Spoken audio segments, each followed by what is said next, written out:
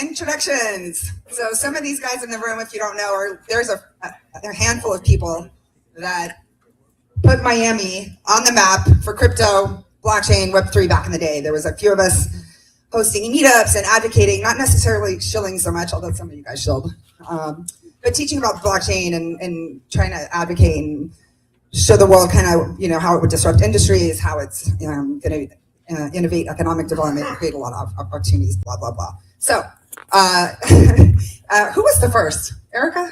Would we say Erica? Nick really, right? No? Okay. So Erica started Crypto Mondays, Lou Kerner's thing first, and she got a good crowd there. With Pedro, who runs Crypto Mondays in Puerto Rico, old school G, another old school or G. I started in Miami. Oh, I didn't know you started in Miami. Okay, so there you go. We're learning the history here. I love this. It's going to be even better when I have the special little tribute later. This is going to make it really, that's very cool to know. Okay. I didn't even recognize him. Many ayahuasca. I've seen him in 4 different events, and I didn't recognize him in any of the 4 because he looked very different every time. I saw you in Puerto Rico for the DAI blockchain thing and your Crypto Mondays. All right.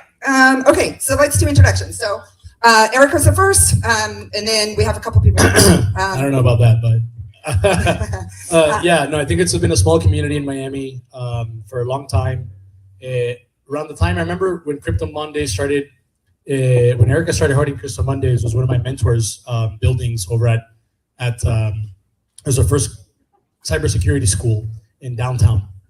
And I was leading the Government Blockchain Association for Miami. I had met Brock Pierce at a Halloween party here in South Florida.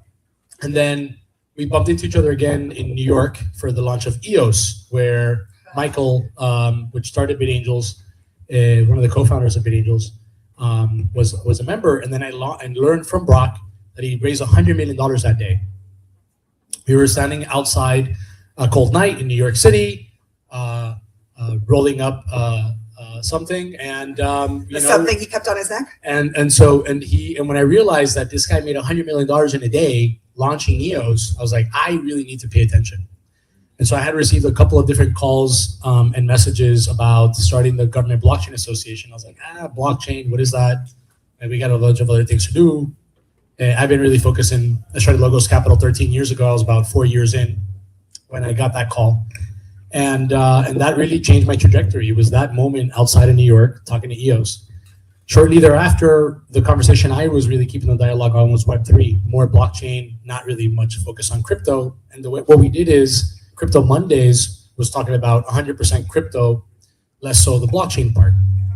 And so we decided to educate the public every month, talking about what are the different, my goal was, how do I get folks to understand all the different applications to blockchain technology? I'm gonna move over here a little bit. What are the different applications to Web3 that we should know about? Land title, citizenship, personal ID, identifications, intellectual property. And everyone really only understood. And today, 10 years later, we're still seeing folks really understand crypto, not blockchain.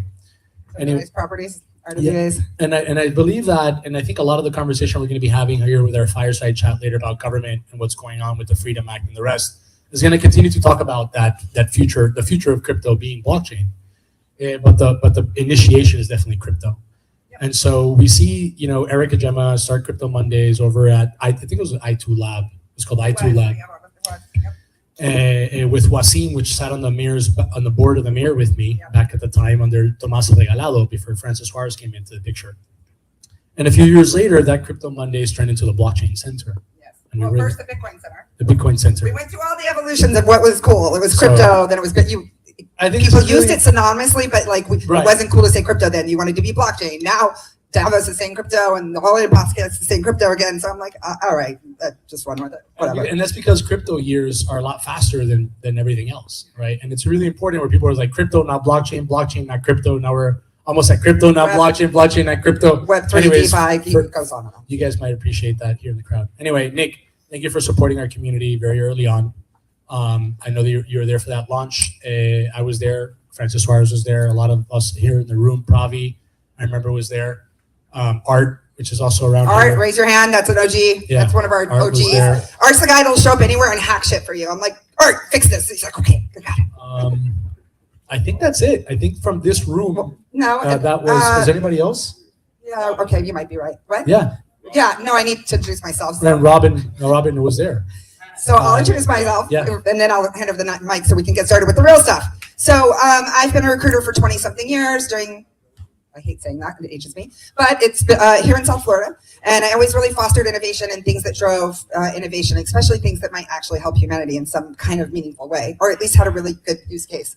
So thank you. I organized TEDx events, hackathons, all these groups, started user groups, associations, whatever, but I've also advised and ran startups throughout that time. So in 2010, I got into AI. I was advising and incubating basically an AI company. I kept saying 2011, but I looked it up the other day. I was at a Singularity Party in 2010 when they celebrated Watson beating Jeopardy on national TV and Ray Kurzweil being on the cover of Time magazine, saying that we're going to hit singularity by 2045, I think it was. Anyway, so AI since 2010. I was following Bitcoin and certainly kind of the crypto movement, understanding that it was going to do really profound things, not so much on the investment side. I'm a dumbass, obviously. And then I got really deep in about 2017. And so first conference I went to, everybody was dropping the name. So I started going to conferences just to learn and do a deep dive of education. Everybody starts dropping the name Brock. I'm not representing a company or a product. I just was there to learn and figure out who's the smartest players and who's building the meaningful shit. So I'm like, I don't know who this Brock guy is, but I'm going to meet him and party with them or do something with them.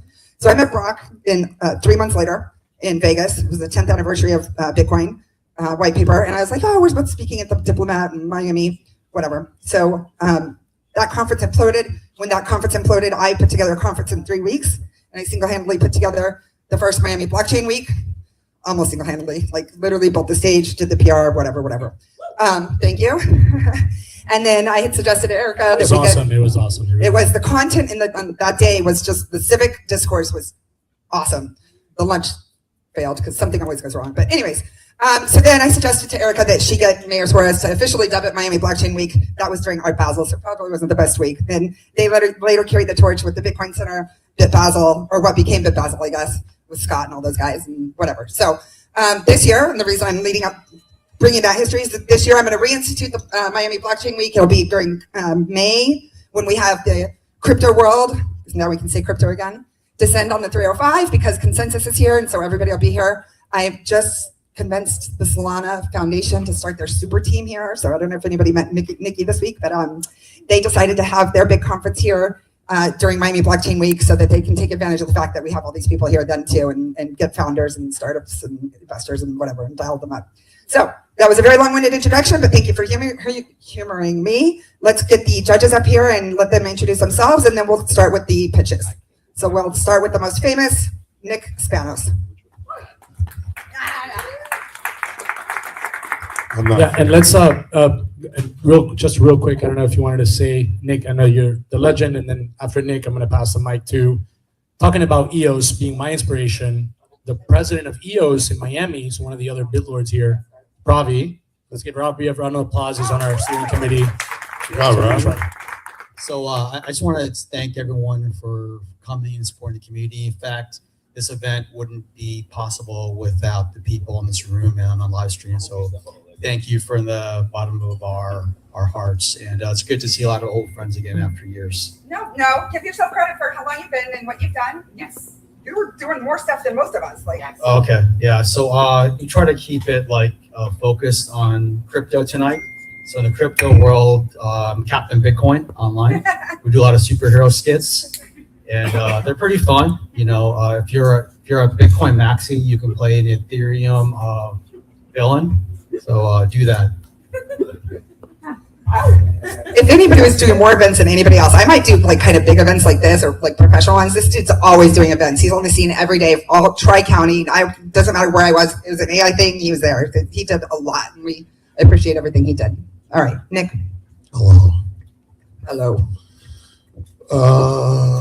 What do I say? All right, so who am I? You're the guy that made a documentary that said the first man through the door gets shot. That's why Charlie Shrem went to jail. They followed me around for 2 years. A Netflix documentary called Banging on Bitcoin. Well, I'm a technologist. When I was a kid, when I was 13, I built a computer with a soldering iron. I was a Heath kid. That was 1978. I'm old. And I built like remote control airplanes and bombs and stuff. Because I lived out in the country, whatever. Redacted. Potato cannons. And, I was very interested throughout my whole life in technology. So I tried to make businesses with the computer. I should have just built more and sold them, but I didn't know how to do it. I knew how to do it, but I didn't know that that was a business. Like Dell knew that. But, Started the Bitcoin Center in New York. I'm almost there. Oh, sorry. No, but to get there, it's 1 second. So I got into the real estate business because I made real estate software and I saw how much money they were making. And I said, I can do that shit.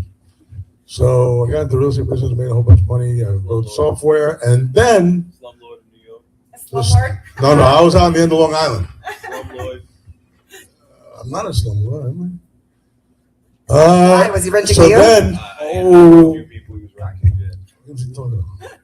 So then the stock market crashed. That's 1987. And I lost everything. And I became a commercial fisherman. And then all of a sudden I see on TV, I became a commercial fisherman, for real. And on TV, I see the news. They're following around Greenspan, who was the chairman of the Federal Reserve. They said, "Oh, if his briefcase was wider, we might not have had the crash because he might not have did something with the rate, the lending rate and stuff." I was like, "Who the?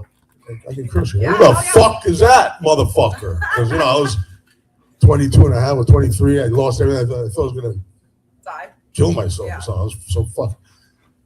I go, "Who the hell's that guy? That guy owns me." I thought it was gold because on TV they tell you about the Fort Knox and all bullshit, right? You only have like 3 channels.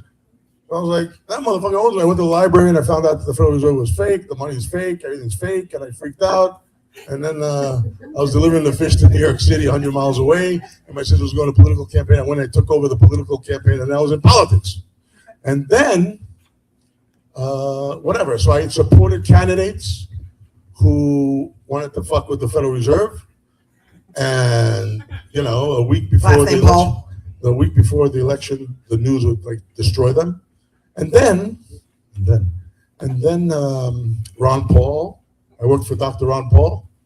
I put him on the internet because I had campaign management software that I wrote and data for politicians, all this shit.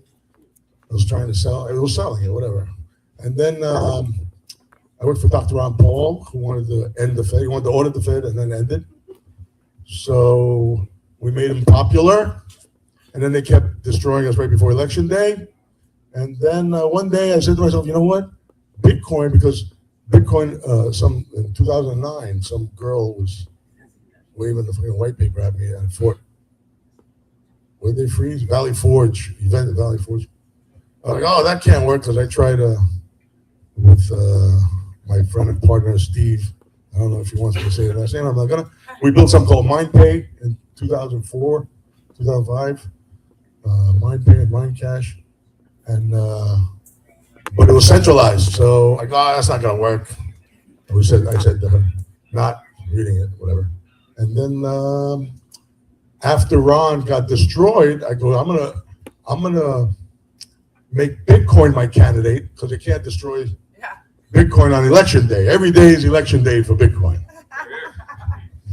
Drop the mic. Then, so the same people that were talking bad about Ron, lying about Ron, were lying about Bitcoin. Economists, all these fucking same characters. I was like, what the hell's going on here? I was like, I don't want to believe in conspiracies.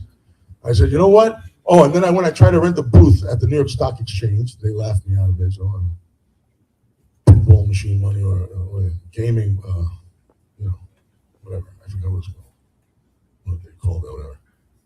So I said, fuck them. I'm going to open my own exchange right next door on the ground floor. And that's what I did. I opened my own place in 2013, 6,000 square feet, high ceilings on the ground floor in this Thai building. And we're all trading, live pit. And, years later, Erica said, oh, I want to open up in Miami. I said, yeah, I'm going to open up in Miami. Open up all over the world. Opened up in Taba Valley in Saudi, opened up in all over go a lot of places. Dubai, Switzerland, Paris, not Paris. Those are the other guys. You heard it. In You need a Cannes. Paris. So that's my fucking story. Stick it out. That's it. I don't know what else to tell you. Thank you, Spanos. Always a pleasure. He's also one of the people that helped turn Miami into the hub, obviously, with opening the Bitcoin Center in America. All right, Brian, do you want to go next? Get up here. Hello. I'm going to go fast because I want to hear the pitches. But Brian Brackeen, Lightship Capital. Brian Brackeen, Lightship Capital. Brian Brackeen, I'm sorry. Lightship Go ahead. Capital. Go. Okay. The crypto thing is, Miami entrepreneur started a company here in 2012. Some other OGs around here before Miami was cool. Did an ICO in 2016, raised $5 million, and it was securitized. Before that was cool. And then Wait, what did you do? we securitized the securitized. Yeah. Before that, it was a word back then. I was like, wait, you're part of Securitized, now the it's a company? company. It was a word Yeah, back then. okay, Yeah, got it. yeah. Yeah. Sold the company in 2018, became an investor. Now we have 5 funds. The largest is a fund-to-fund, $350 million, raised $220 million so far. And I'm really excited to be here tonight. So chump change. All right. And Black Tech Week. One of the reasons I love him is that because of he goes after or helps. Yes. He set up a lot of really powerful programs and ways to empower the investors who usually don't get the investment. So Black Tech Week, women. Yes, we invest Tell millions us. of dollars every year into women and minorities in tech. Pretty much everybody in this room is eligible, so we're really excited about that. We also own Black Tech Week. Last year, it was 7,500 people in Cincinnati. We expect 10,000 this year. I'm going to give you a code for free tickets for everybody here too. Hell yeah. Maybe we'll do a whole event just for that. Also, did you tell them about your place in Cincinnati? No, what about it? Tell them, because a lot of these people are digital nomads, so we're getting started. I don't even actually know what the thing is. Oh, the office? Do you still have an office? Oh, you're talking about the Frickler, right? Yeah. Oh, okay. Yeah, Oh, okay. no. All right, never Okay, mind. All that's right, fine. moving on because we're running out of time. So sorry. Stuart, would you like to come up next?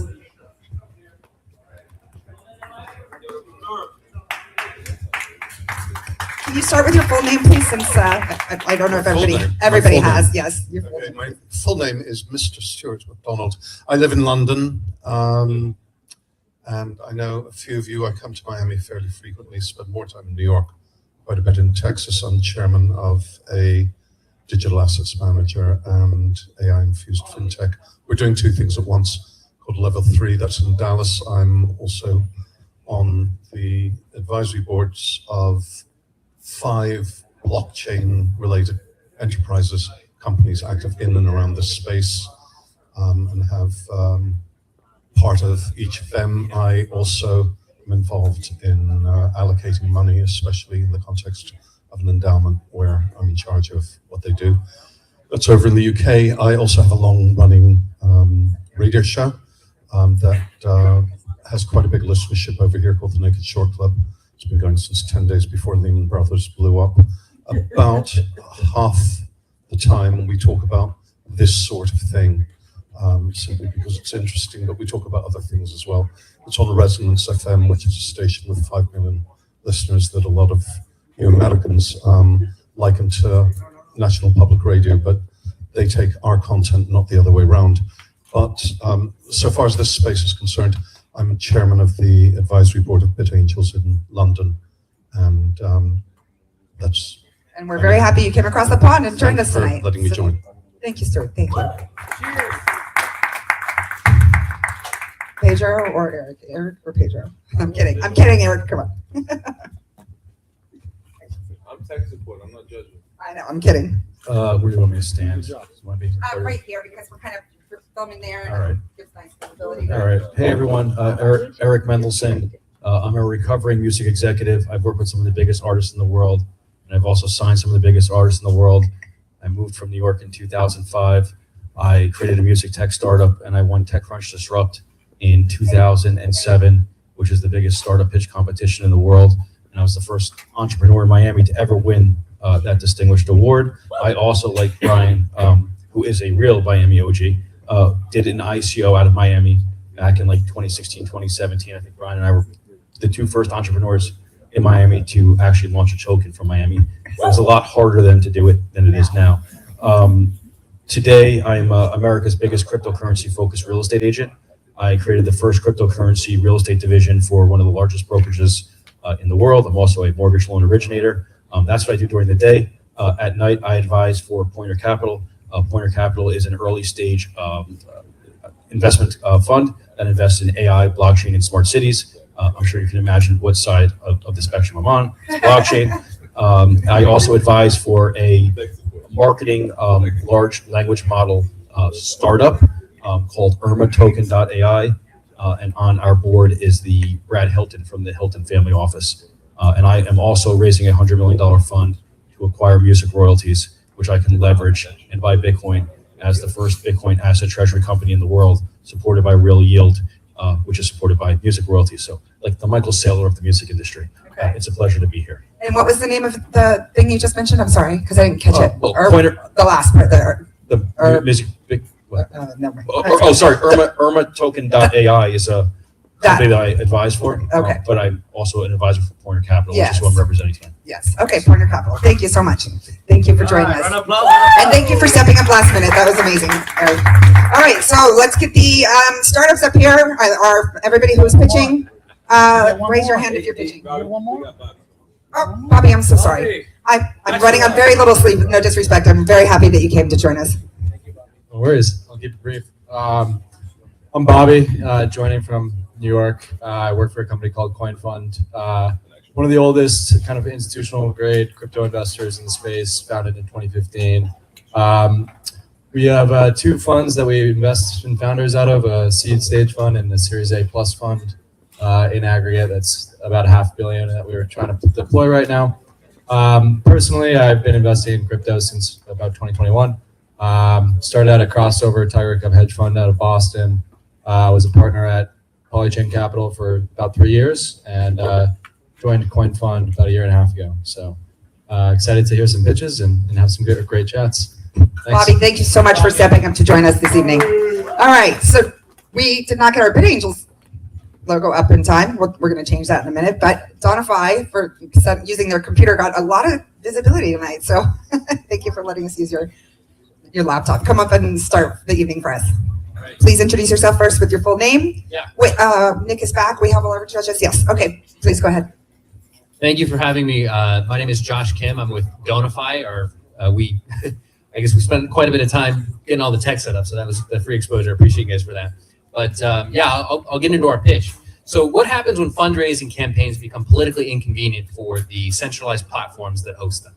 If anyone's familiar with GoFundMe or some of the other centralized platforms, they've had a lot of issues over the past couple of years with freezing accounts, freezing campaigns, holding money. How many people remember what happened in Canada with the truckers that were protesting the vaccine mandates? Okay, got a few minutes here. Yeah. All right, 5 minutes.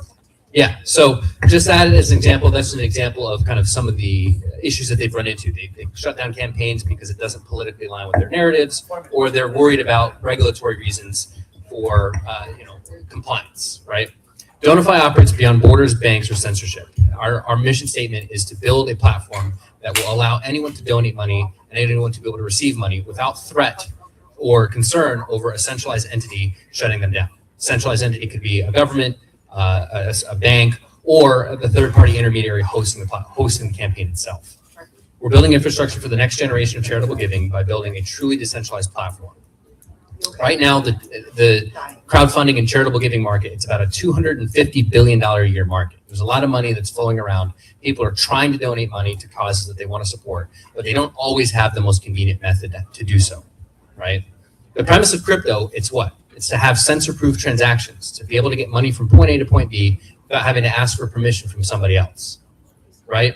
Friction in transactions, it's inevitable when politics are involved with regulation, and unfortunately, that's what plagues a lot of the centralized platforms that are out there right now. GoFundMe, Patreon, PayPal, all frequently shut down campaigns or creators just because it doesn't align with their political narratives. So the market opportunity for us right now comes into three big things. There's trust in institutions that have collapsed, whether that be banks, the financial intermediaries, or the centralized platforms that are often hosting these types of crowdfunders, right? Blockchain users' experiences increased significantly, making it a lot easier for people to use blockchain technology, even if they're not the most tech savvy. And the third big thing is that geopolitical pressure and fragmentation is making it a bigger necessity to have truly neutral payment rails. It's a necessity, not a luxury. So why now and what do we do? Donify removes a single point of failure from the equation entirely because we're non-custodial. Our platform is structured in such a way that when you donate to a campaign, the funds flow directly to the end campaign recipient through a smart contract. Everything we put together, it's built by code, not by subjective policy enforcement, right? Our transaction logic is governed by code, and because of that, we're not governed by all the regulatory licenses and headaches. Somebody else. The other mic is somewhere. Somebody else. You got the other. Somebody else, okay, that's what it was, okay. So we don't touch the money, we don't hold it, and we can't freeze it or redirect it through our platform, even if we wanted to, right? So from a competition standpoint, are you on the competition slide? What slide is it? Competition. Okay. Yeah. There's nobody else out there that's truly built a platform kind of like what we're encompassing. There's a couple platforms out there that are more for business fundraising. If you wanted to raise money and raise equity through crypto, there's solutions that are available for that. But if you want to go donate to a humanitarian effort, there's nothing available right now for it, which to me, it's a little bit crazy. I don't come from a crypto background, and the concept of no one's built a system to allow people to donate crypto to charitable causes, it's a little bit beyond me. So nobody else is doing it, and there's a lot of issues with all the existing platforms, like I've said. So there's a huge blue ocean market opportunity for us. Our revenue model is pretty simple. We take a flat transaction fee off the top, and then one of the other things that we do is we have an opportunity to get transaction fees off of the on and off ramp splits. So one of the big things that we're doing with our platform is we're making it easy for anyone to donate, whether they own crypto or not. They can donate through a credit card or a debit card through an on-ramp partner. There's revenue opportunities associated with us being able to take transaction fees out of that as well from our partners. And our go-to-market strategy right now is mainly to just partner with existing NGOs and nonprofit organizations, creators, and cause of the day. Any campaign that's got some traction to it that is looking to get some additional crowdfunding eyeballs on it. So I'm going a little bit over. I was told to prep for a little bit longer. So anyway, overall, that's we've got a pretty experienced team of people with crypto backgrounds, finance backgrounds, a variety of technology backgrounds as well. Turpin's our lead investor, great guy to know, helping us get a lot of press out there. But yeah, happy to answer any questions.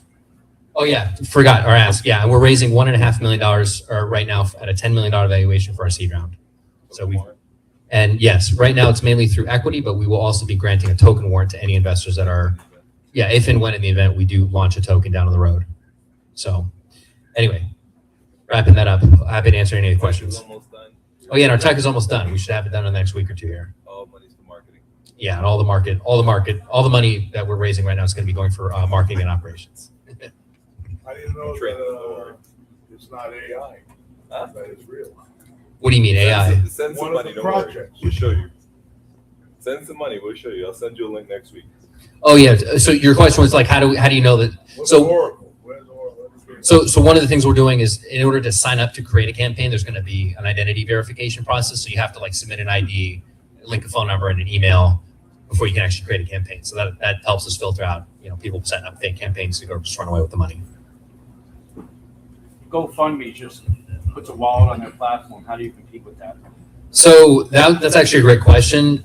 We fundamentally don't think that they're ever going to do that because they're regulated as a money service business. And because of that, it would create a huge conflict for them if they wanted to come in and do it how we're doing it. They could, in theory, try to set something up like that, but it really goes against their business model as a whole. They would have to kind of break down their whole business model and reinvent it in order to really accept crypto and do what we're trying to do here. Because of the fact that we don't have a money transmitter license, we're non-custodial. Part of this thing? Yeah, he's one of our co-founders. Stand he's on tech support right now, I know though. you got different braids there, damn it, but You gotta stand up. You gotta I stand know up. you white people have It to know looks what like get third party independent. I'm tech support. Yeah. No, because we're non-custodial, because of the fact we're non-custodial, we have the ability the money moves instantly. So We don't take custody of the funds, so we don't have to Nick sets up a register as an campaign, MSP. You send the money, he gets it instantly. GoFundMe can't do that with the money transmitter license. They have to settle the money.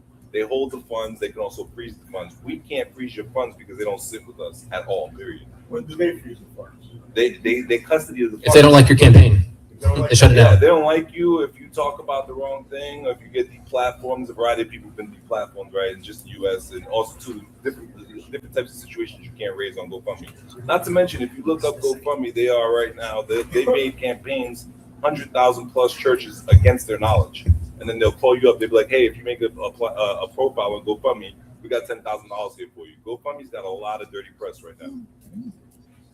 I don't know what that means. They're saying that They have made over 100,000. What they did is they created pages for nonprofits. They We're didn't soliciting know. donations on behalf of the nonprofits, but then the nonprofits didn't have any knowledge of what was going on. So they were going to just raise the money for them and then notify them, hey, we raised money on your behalf. And if they didn't accept it, they got to redirect it and do whatever they want.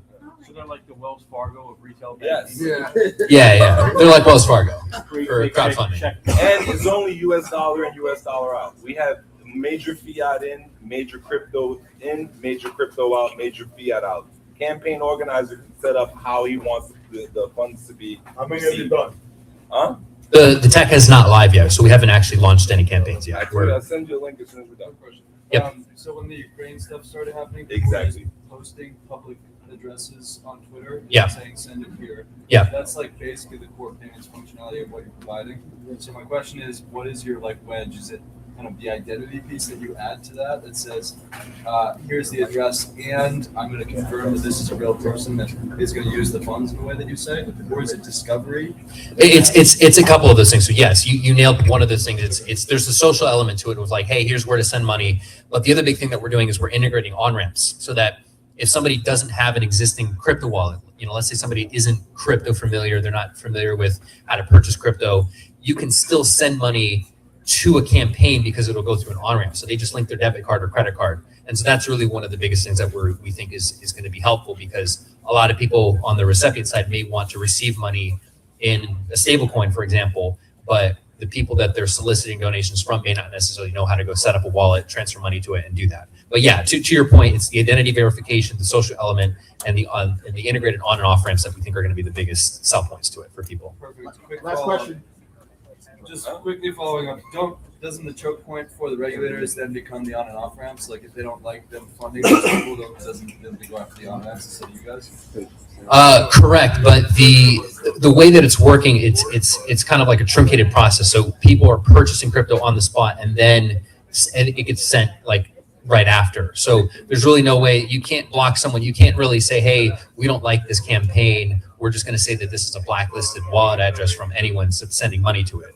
So like, in theory, yeah, I understand your point, but yes. You didn't have time to talk about the technology, the technical technology Correct. side all that much. But it's a really trite question, but has to be asked. What have you got by way of technology that someone else constantly look at and replicate and use? I mean, in theory, someone could take from a technological standpoint, what we're building is not overtly complicated. So, to your point, someone could go out there and replicate the technology once we're done building it. But we really think that the biggest advantage we have to negate that is just first mover advantage. If we're the first people out there really building and putting our name out there for it, I don't come from a crypto background, but the fact that crypto's been around for so long and nobody's built a system like this, to me indicates that it's, that's really going to be our biggest moat. It's just first mover advantage. And we have relationships with a lot of big organizations and influencers. Like I've done a lot of work with Power on. with nonprofit organizations over the past 10 years in crypto. I've raised a lot of money for a lot of different organizations. So as soon as we get the tech done, we just partner with these organizations to get them out there. Those organizations raise money typically at the end of the year, so I don't anticipate that being too major until later on in the year. Also with influencers as well for crisis. God forbid when natural disasters happens, especially overseas, particular influencers will actually get interested in raising funds for them. Most notably, the latest one was the hurricane in Jamaica, right? So if you get with a like a big reggae star or something that they want to attach their face to raising funds for Jamaica, then we partner with them and they'll help us get out there organically as well. I think we've got a question from the audience right behind you. Yeah, man, it's more of a statement. Okay. On the piece of like putting regulators to add pressure points into on and off ramp services. Right. And a piece I wanted to add there, because I'm very involved in the payment space, Yep. both on and off ramp side. The shielding's available. and like there's no way you'd be moving enough volumes to where they shut that down. And what that looks like is like, I'll give you an example because I just did a deal with this. Right. So we took the on and off ramp processors for like McDonald's and Wendy's because they had like many billions like per year running through them.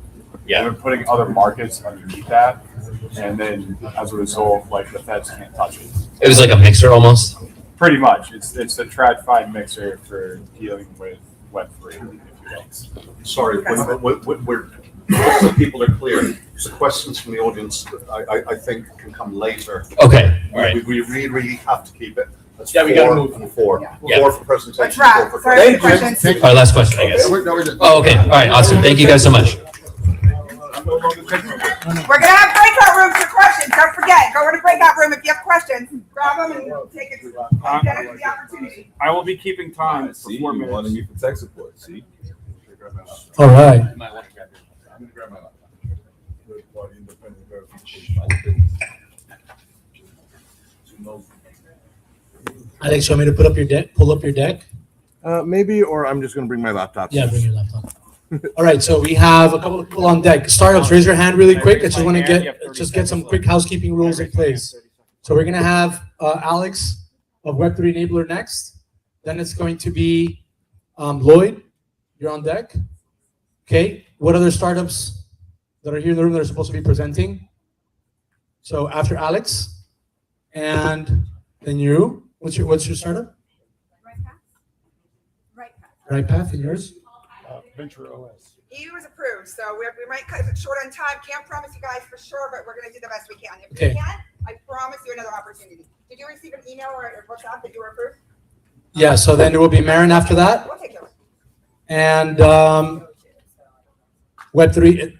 My circle. Yeah. So we're gonna have we have our top 5. Alex, once you're on deck, you can unplug. When I raise my hand, you have 30 seconds left. Thank you, Eric. Chad. Let's get everybody taken care of here. Yes, please. No more monkeys. We need the. Oh, the clock. Isn't the Samsung remote? No more monkeys. Start kicking up. No, that clock's ticking already. The clock's ticking. What's going on? Some technical issues. Definitely, this is my fault. You got 2 minutes left. You have 30 seconds left. It's special. Dear God, let's take the goddamn song. All right. 20 seconds left.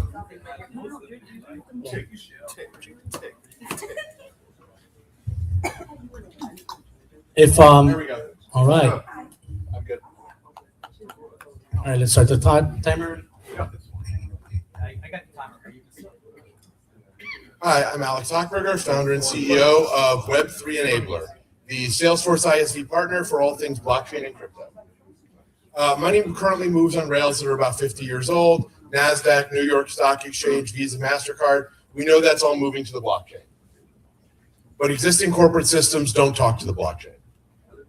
Our solution, partnered with the major CRM and ERP solution providers, companies like Salesforce and Oracle, to go and bring it to the corporate sector.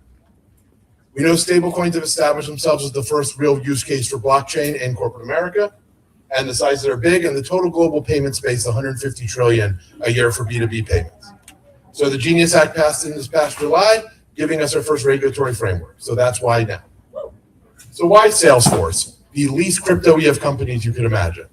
They are, in addition to doing 30 so much $billion a year of sales, their app exchange market is 140 billion.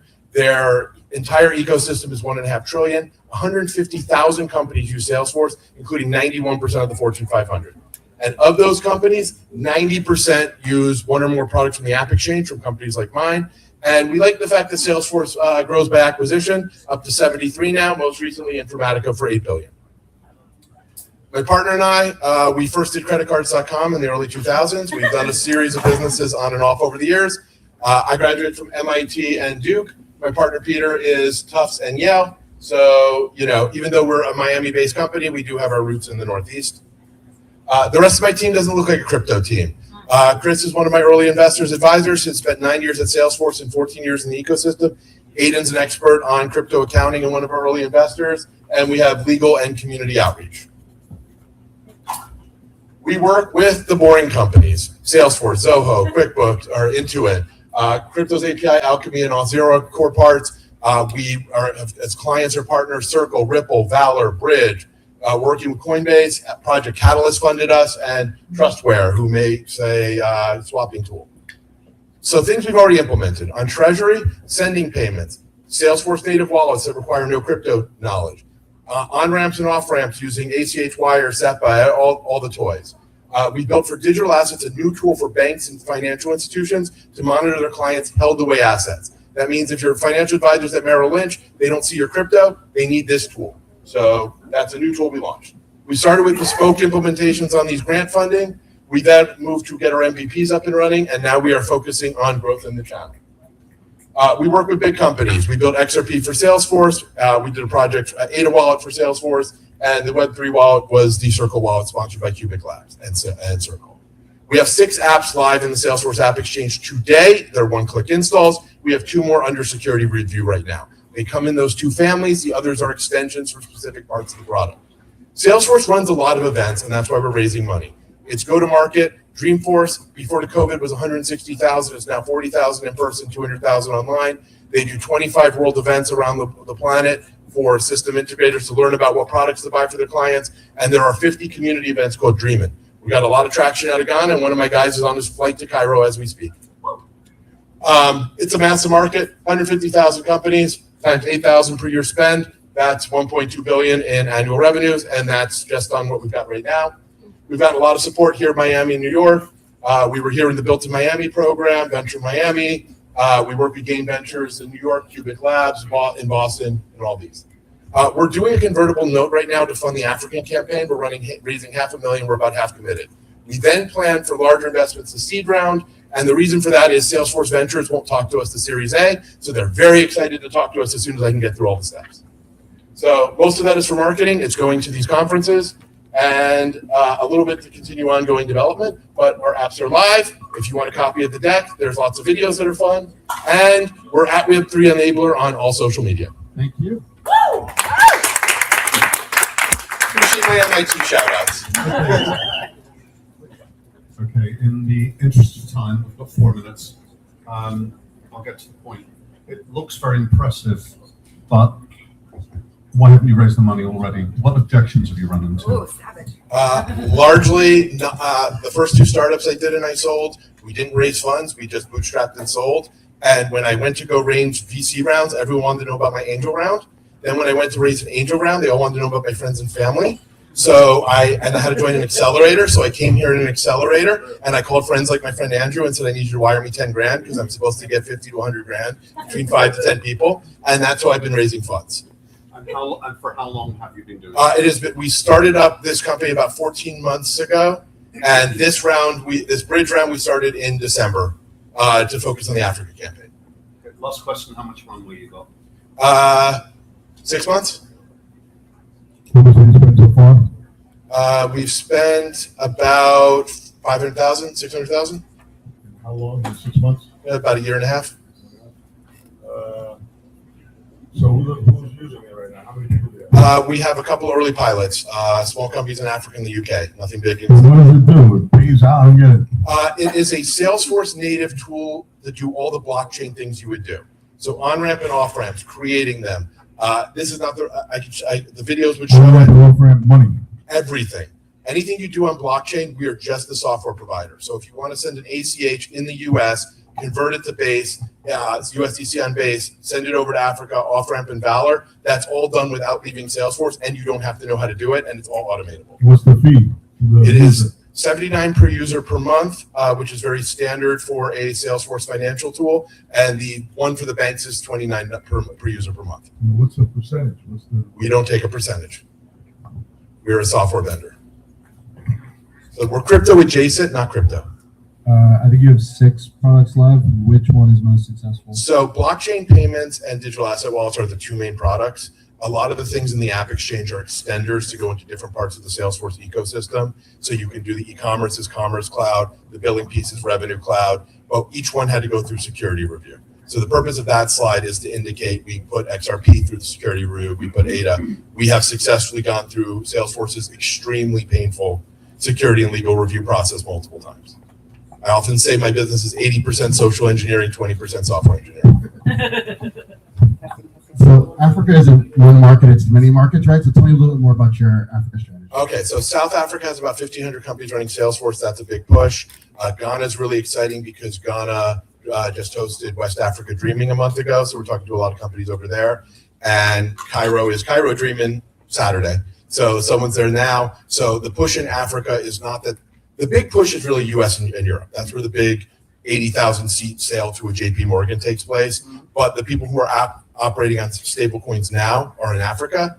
Valor pays a premium for it. They were happy to partner with us. And we were able to do, the really cool things are the virtual ACH on-ramps where Bridge KYCs you. You send your on-ramp money in the US, it's sent over to Africa and open to an Africa bank. And we've gone from 5 days and a 10% VIG from 3 correspondent banks to 10 seconds and a quarter point, 25 basis points to Bridge and negative 100 basis points to Valor, who pays a premium for stables. So it's exciting. They get the crypto on the other end? Everything that we monitor is crypto in between, but we also configure your on-ramps and off-ramps, but we're not a part of it. We are not a money transmitter. We are not part of the flow. We are simply the software vendor for Salesforce. They get the crypto on the end? No. Yes, by default, crypto on the end. One of the types of wallets we You don't support. have a compliance department. What? Right. You don't have. Not yet. No, because you can't send it to each. We got a last question. It's illegal. Last question here. Clearly, your team is weak, coming from MIT and Duke and Yale. We need more entrepreneurs and builders like you in Miami. I was a fan of what you just pitched when you pitched it in the Miami Bitcoin Telegram group. Thanks. I'm a fan of what you're doing. Is there anyone else doing what you're doing in the Salesforce ecosystem? If so, who? If not, why not? So there were 2 companies approved to do Web3 products in the ecosystem. We were first. I don't know who came second. We beat them to market. Every product has to be approved by Salesforce, who takes a 15% cut. So they don't like a lot of competition. And then the Web3 studio got gutted because the top 2 people were involved in a scandal with Pepsi NFTs. And the other person who was the other senior person moved over to the AI department. So currently we're the only ones in there. And there are some integration options. There's ways to do a third-party payment rail, and you can integrate in, but nobody else is doing native on Salesforce. And anyone who comes in needs to explain why what they're doing is different. So all of our competition is indirect, not direct. Is the moat first to market? The moat is corporate bureaucracy. The sheer number of people involved in signing off my product at Salesforce is mind-boggling. When you configure that many of them don't even work there anymore, and there are open spots on the org chart that need to sign off. So that is our defensive position, is legal and structural of large American corporations. Thank you so much. Thank you.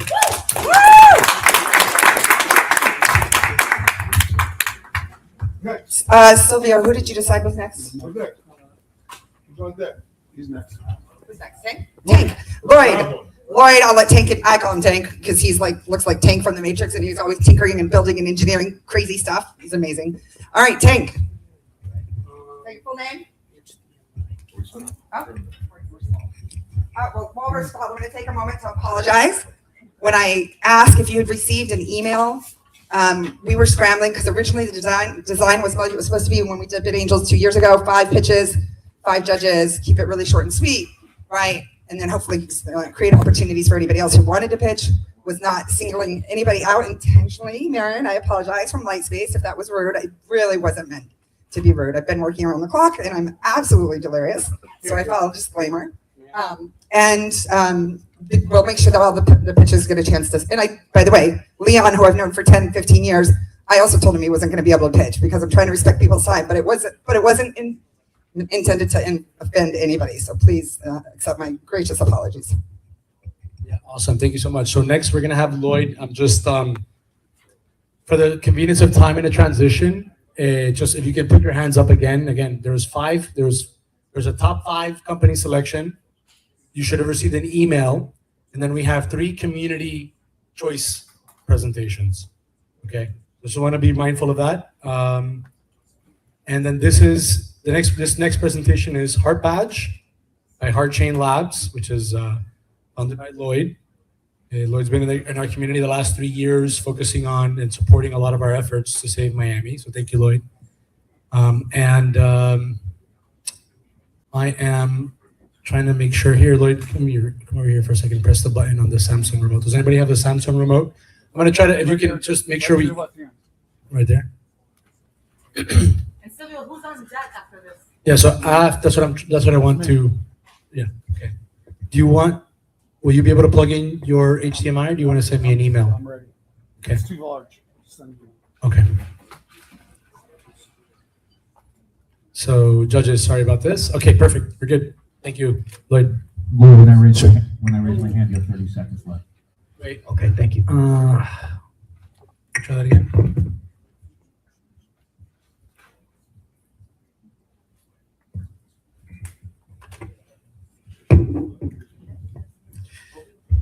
Hello, everybody.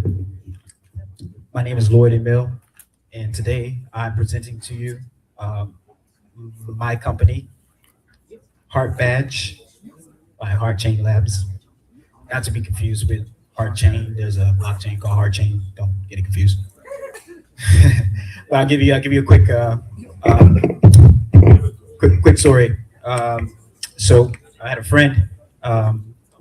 He lives in Middle America and probably never used a computer before in his life, but this gentleman is well respected in his community and amongst our leaders in the country, etc.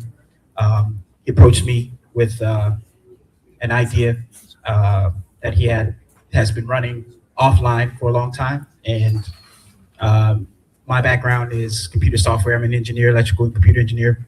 I've been building blockchain since 2011.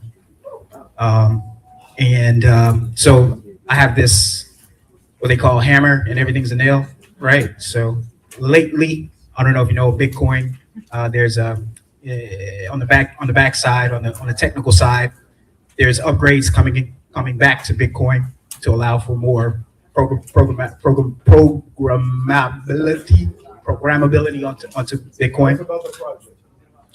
Okay, so there we go. All right, so this is Heart Badge. Heart Badge is a lifetime membership for entertainment.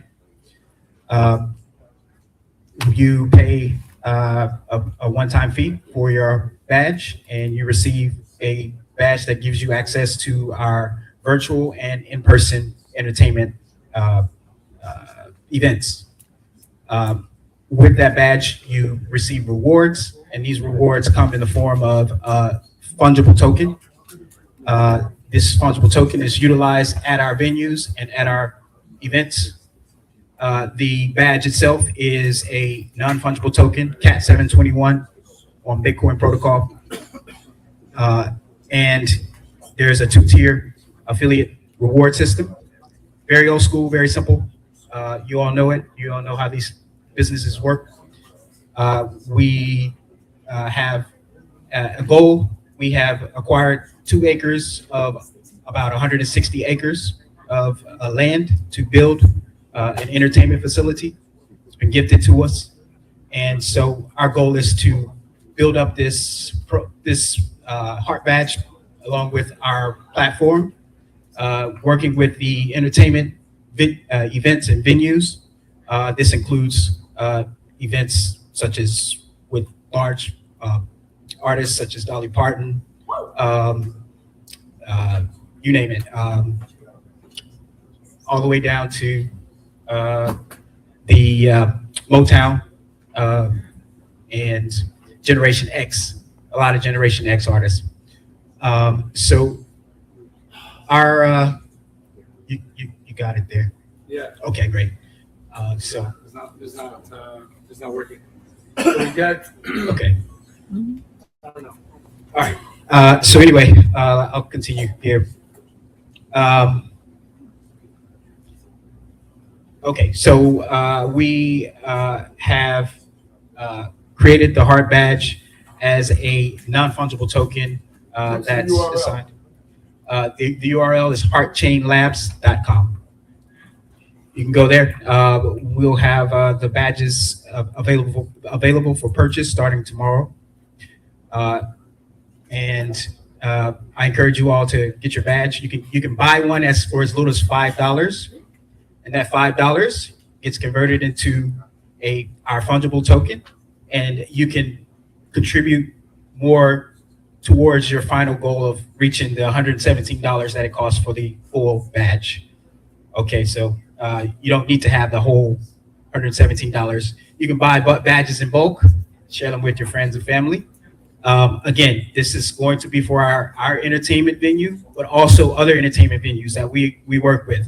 Some here in Miami. We've got great connections here with Miami Music Week. We look forward to having some access and exclusives here during this year's Miami Music Week.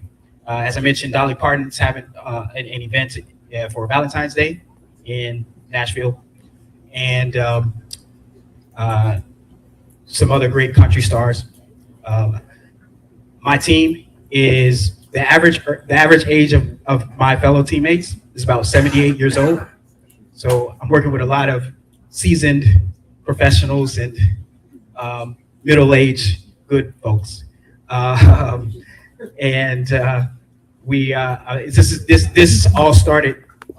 This venture started 2 weeks ago. We're raising we're opening up for $500,000 convertible note, and minimum 25K. Accredited investors, please. We'll take maybe a handful of non-accredited investors at this point. But we want to open this up for anybody to get on board with this opportunity. I can't tell you a whole lot about the property yet because it's recording, people are recording, but if you'd like more information, see me out there. Great, thank you. Round of applause. I'll start off the questions because I'm both a real estate agent, so I like land, and I come from the entertainment space. Beautiful. I'm a little bit confused about the business model and how sustainable it is. You're selling these badges for $116. How many badges are you trying to sell? As many as possible. The badges, to not go into a long story, but the gentleman I'm working with, has a model for an endowment-like structure, where if you know how endowments work, you get money in and you can distribute money out based on how much you get over time and invest it into businesses. So with our badges, you can get rewards in the future. I'm not going to say much more than that, but from what I have been presented, these are very, very, very, very, very good rewards. And we want to give the money back. The whole point of this is to give back. So this is, yeah. Okay, some lead-on questions. Got it. First of all, I want to commend you because it's not easy to do a pitch when you've only been in business for 2 weeks. And yes. That goes out, so I commend you for that. Thank you. Brian and I both faced similar, I'm sure. You have Chris Brown 1 week, you have Dolly Parton another week. Chris Brown is like $1.5 million, $2 million a show. Yeah. How the hell are you going to pay him if you're charging $116? And that $116 for that membership, I can go to a Chris Brown show with that badge. I don't have to pay any more money. I can go to the Dolly Parton show next week and a Diddy show when he gets out of jail. I mean, what's the so music show? Music. Right. Yeah. So yes. Is that too soon? Someone said, was that too soon? This is a long-term business. Okay, so you've done events and have your own venues and these type of things. One-off concert, yes, okay, right, it's great. But to have a lifetime badge that we're starting, like I said, we're starting with our property and our friends. So we have great connections within the entertainment space right now. People who own the big venues and concerts that that you're speaking about, right? It's a different level of just like, okay, I'm coming in. Hey, it's me, little guy. I want to give you $100 million. Give me 1,000 tickets. No, right? We're coming at a different level. So this is it's a lot more to it than I can't. It's like it's a membership club. Membership club. You know? So if you're doing a Chris Brown show, it's not really open to your members. A schmuck like me could buy a regular ticket show, or I need a membership. If we do a deal with that concert, venue or owner of that concert, right? So it's not for every. This is not for every venue starting out. Again, this is just for our select venues and partners that we have starting out. Once we get more, I have, like I said, I've got Motown all the way to Generation X artists. So how many do you think you're gonna have? How many Venues. venues? The goal, I have a goal of doing 500 venues in 2 years. So I have a little background after the politics back in '92. In October, I helped build, and I was a general manager of Webster Hall, the largest nightclub in the world. Okay, yes. 26 years old. Okay. I did kick you out. There we go. That's history right there. I didn't know that. I kicked you out. You were selling marijuana in the basement, in the reggae room. You know. I remember. I don't forget a thing. Hey, let me just it's the only time I do this tonight. Just to give you a background, like Lloyd is one of the most prolific volunteers in the South Florida crypto community. So everything your guys are asking, it's definitely good questions, but the whole community is going to definitely go out of its way to support someone like him. So it's the only time I'm going to interject. Does everyone get a lifeline? Thanks. Yes. No? He gets You get a lifeline? He gets, All right, he I gets got a bad. couple He more gets a questions bad. here. Yes, sir. No, it's very, 2 weeks is incredible. Yes. I always talk this way. Don't think I'm like Okay. So I don't always talk this way. I agree with you. So you want to have 500 venues. You're going to go cut deals with the talent. And you're going to say, hey, you're going to come over to our vacant lot over here. And you're going to play the drums or whatever the fuck you do. And our people are going to come hang out with you. How are you going to pay them? We will pay them. We will have the money to pay them. Let's just say that. All right, good. Okay. So what are you going to do? Like backstage pass or something? Maybe get Backstage passes, like exclusives. We have an application that we're creating called Heartbeat to go along with the Heart Badge. Think of the Heart Badge as like your entry into everything. It's open source. We're going to make it open source. I'm a tech person, okay? So this is going to be your badge. When are you going to find a marketing guy? One of my partners, she's a legend in marketing. She's 80 plus years old. She's a legend. 80 plus. I'm not going to say her exact age, but she. Atlanta Rhythm Section. What's that? No. Yes. Okay. Thank you. Excellent. Thanks. 2 weeks. That's great. Thank you. Dave. Appreciate it. I'll give you some ideas. Okay. Thank you. I'll come to you. Who's on extend? So I don't know why.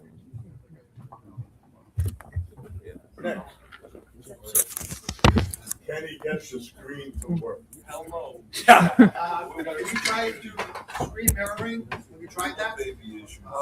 Yeah, from his computer and from like my Windows computer is very different. But the TV allows you to do screen mirroring. Even from a cell phone, you might be able to. I'm just gonna hack through this one so you guys can figure out the rest. Good. Timer, Puff? Yep, I got it. I'll do it. Chad, when I raise my hand, 30 seconds. Sounds good, thank you. My name's Chad Folknigan. I'm here presenting Venture OS. One quick question, how many people in the room own a domain name? 12,000 domain names. Okay, 12,000, okay, so I have a product for you. Venture OS is basically, we turn URLs into self-operating smart entities through AI orchestration, and we tokenize them on the blockchain. I'll go through the presentation here. I'll show you how we do it. Problem, there's 350 million domains. Most of them are dead, not resolving. Parking pages, parking went to 0 now. Google, 350 million domains approximately. Most of them are just not active, not used. And so I have 20,000 domains myself. I've been doing it for 30 years. And so the problem is building them one at a time sucks. You don't get network effects. Building them at scale is actually hard to do too as well. So we built an operating system for domains. And that is the problem, and that is our solution that we started building towards. Again, Venture OS. So we call ourselves the operating system for URLs. So domains are really the first digital native asset. And so we are really taking it to the next level of what a domain can do and its potential. Again, our vision, I actually started 30 years ago when I bought my first domain in 1996. Now with AI, especially in the last 3 weeks, that vision is able to come to reality. I have, collegefund.com, it's a great asset, undervalued. I want to be able to turn that into a business, in minutes. And that's what we're able to do. So the vision is really to turn these into smart operating entities on a URL. Our business model, we built a company called contrib.com. So we were really going after humans 8 years ago. The problem is humans, a lot of people don't have wallets, and so it was a DApp. So if you don't have a wallet, it's really hard to participate in a tokenized asset. So we kind of pivoted, and we're pivoting more into the agent, autonomous agent systems. And so we really are trying to get the humans in the middle and the contribution value. So we make money actually on referrals.com. So we own referrals.com. It's an integrated referral system. So when a new asset comes into our system, we build an automated referral program for that URL. Market opportunity again, 360. Yes. Yes. Well, positioning and distribution is phase one. So we really want to analyze it. I'll show you our venture score. We built a venture scoring system in there. Again, market opportunity, there's, we're going after the top 100,000. So we have 500 that we are premium in our assets, but we have another access to millions, but we're focusing on 100,000 to build a network. Won't go into it for contributors, domain owners, investors. I want to speed through this here. Oh, that's an apple. Come on. It is a traction. We launched about 3 weeks ago. We have 50 domains currently on board right now. And so, again, we have access to hundreds of thousands of domains because it's a different business model. And again, the goal is to increase the value of the URL. That's really what it comes down to. So we have e-shares for cap table. I sold a company. We sold the largest outbound brokerage company in the world with Flip at 99 Designs. We sold a company that sold 2 years ago called BitAngels for $45 million 3 years ago. And I took my team back. Pardon me? Yeah, that's our platform. But BitAngels sold for $45 million 2 years ago. Yes.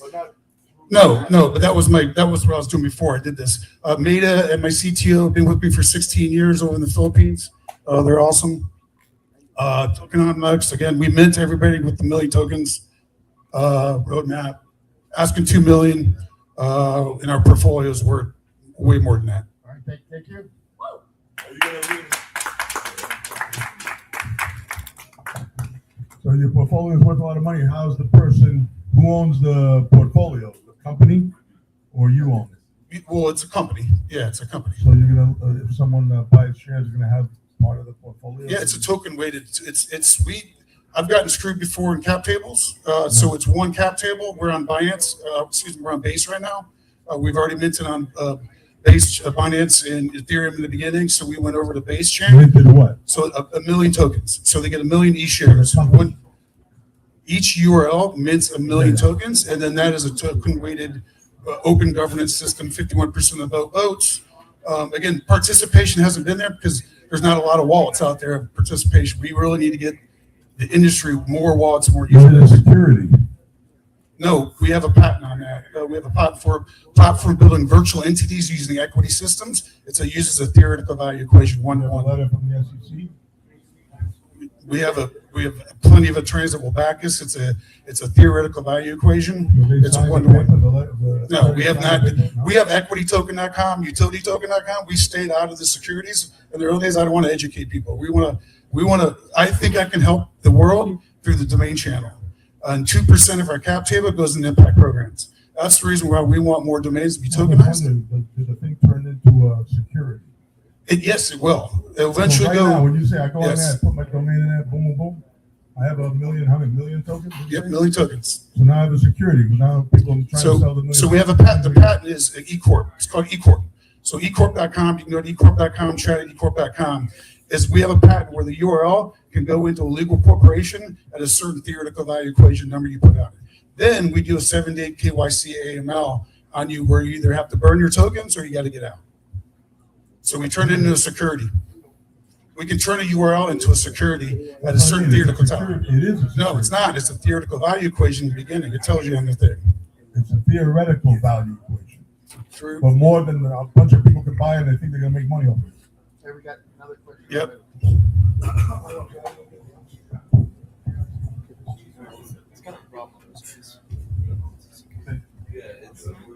Different question. Yep. Different question. Yep. How many digital domains do you have to get to actually turn a profit? And how much development capital have you expended? And how are you actually going to get to the market? Yeah. Well, it depends on the URL. So we created a thing, venturescore.com. We score the URL. Basically, it's a domain appraisal system with the market. So you can go to venturescore.com, put your URL in there, they'll score it in there. We determine is there traffic, no traffic, what's this competition. So we really do an analysis right off the bat on the scoring system. So really, every domain is unique in itself. And Nick, we do own eShares, and Carta had to change their name from eShares. We have the eShares protocol. We've been through the security issue there. To answer your question, what do we need? Look, I've been in this space a long. We've sold streaming.com to Amazon. We've sold staffing.com to TopTile. We've sold a lot of premium names to come know what values or what domains. And we're really in a supply-demand issue right now because people are starting to see short letter, one-word domains are going up in value. Shitty domains are going down in value. But we built a system from 0 to 1 that we can take a URL from 0 to 1 in seconds. And now it goes for idea, action,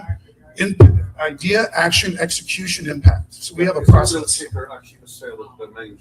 Eventually, eventually, but most of the time, your contributors are usually who's going to buy the asset. So that's what we're starting to see is, again, the ownership economy. Jesse Walter. Exactly.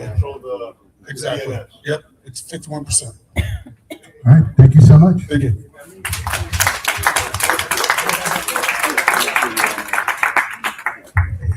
Do we still have the Donify guy here? Yes. Can you get your laptop back up here so we don't have issues? That was the plan. I thought we'd try to avoid the technical issues. Thank you so much. And there's some confusion on how many people are pitching, but I promise you will pitch. I hope you still have an audience, but you'll definitely have the judges and you'll have a live stream so you have a global audience. How about that? Hey, you can share it later. I know it's probably not going through my YouTube because mine didn't go through, but it's definitely on several different channels that we'll share with everybody later. Yeah, it's on YouTube right now. Which YouTube? BitAngels or yours? Blockchain Center? Yeah, we never got the Okay.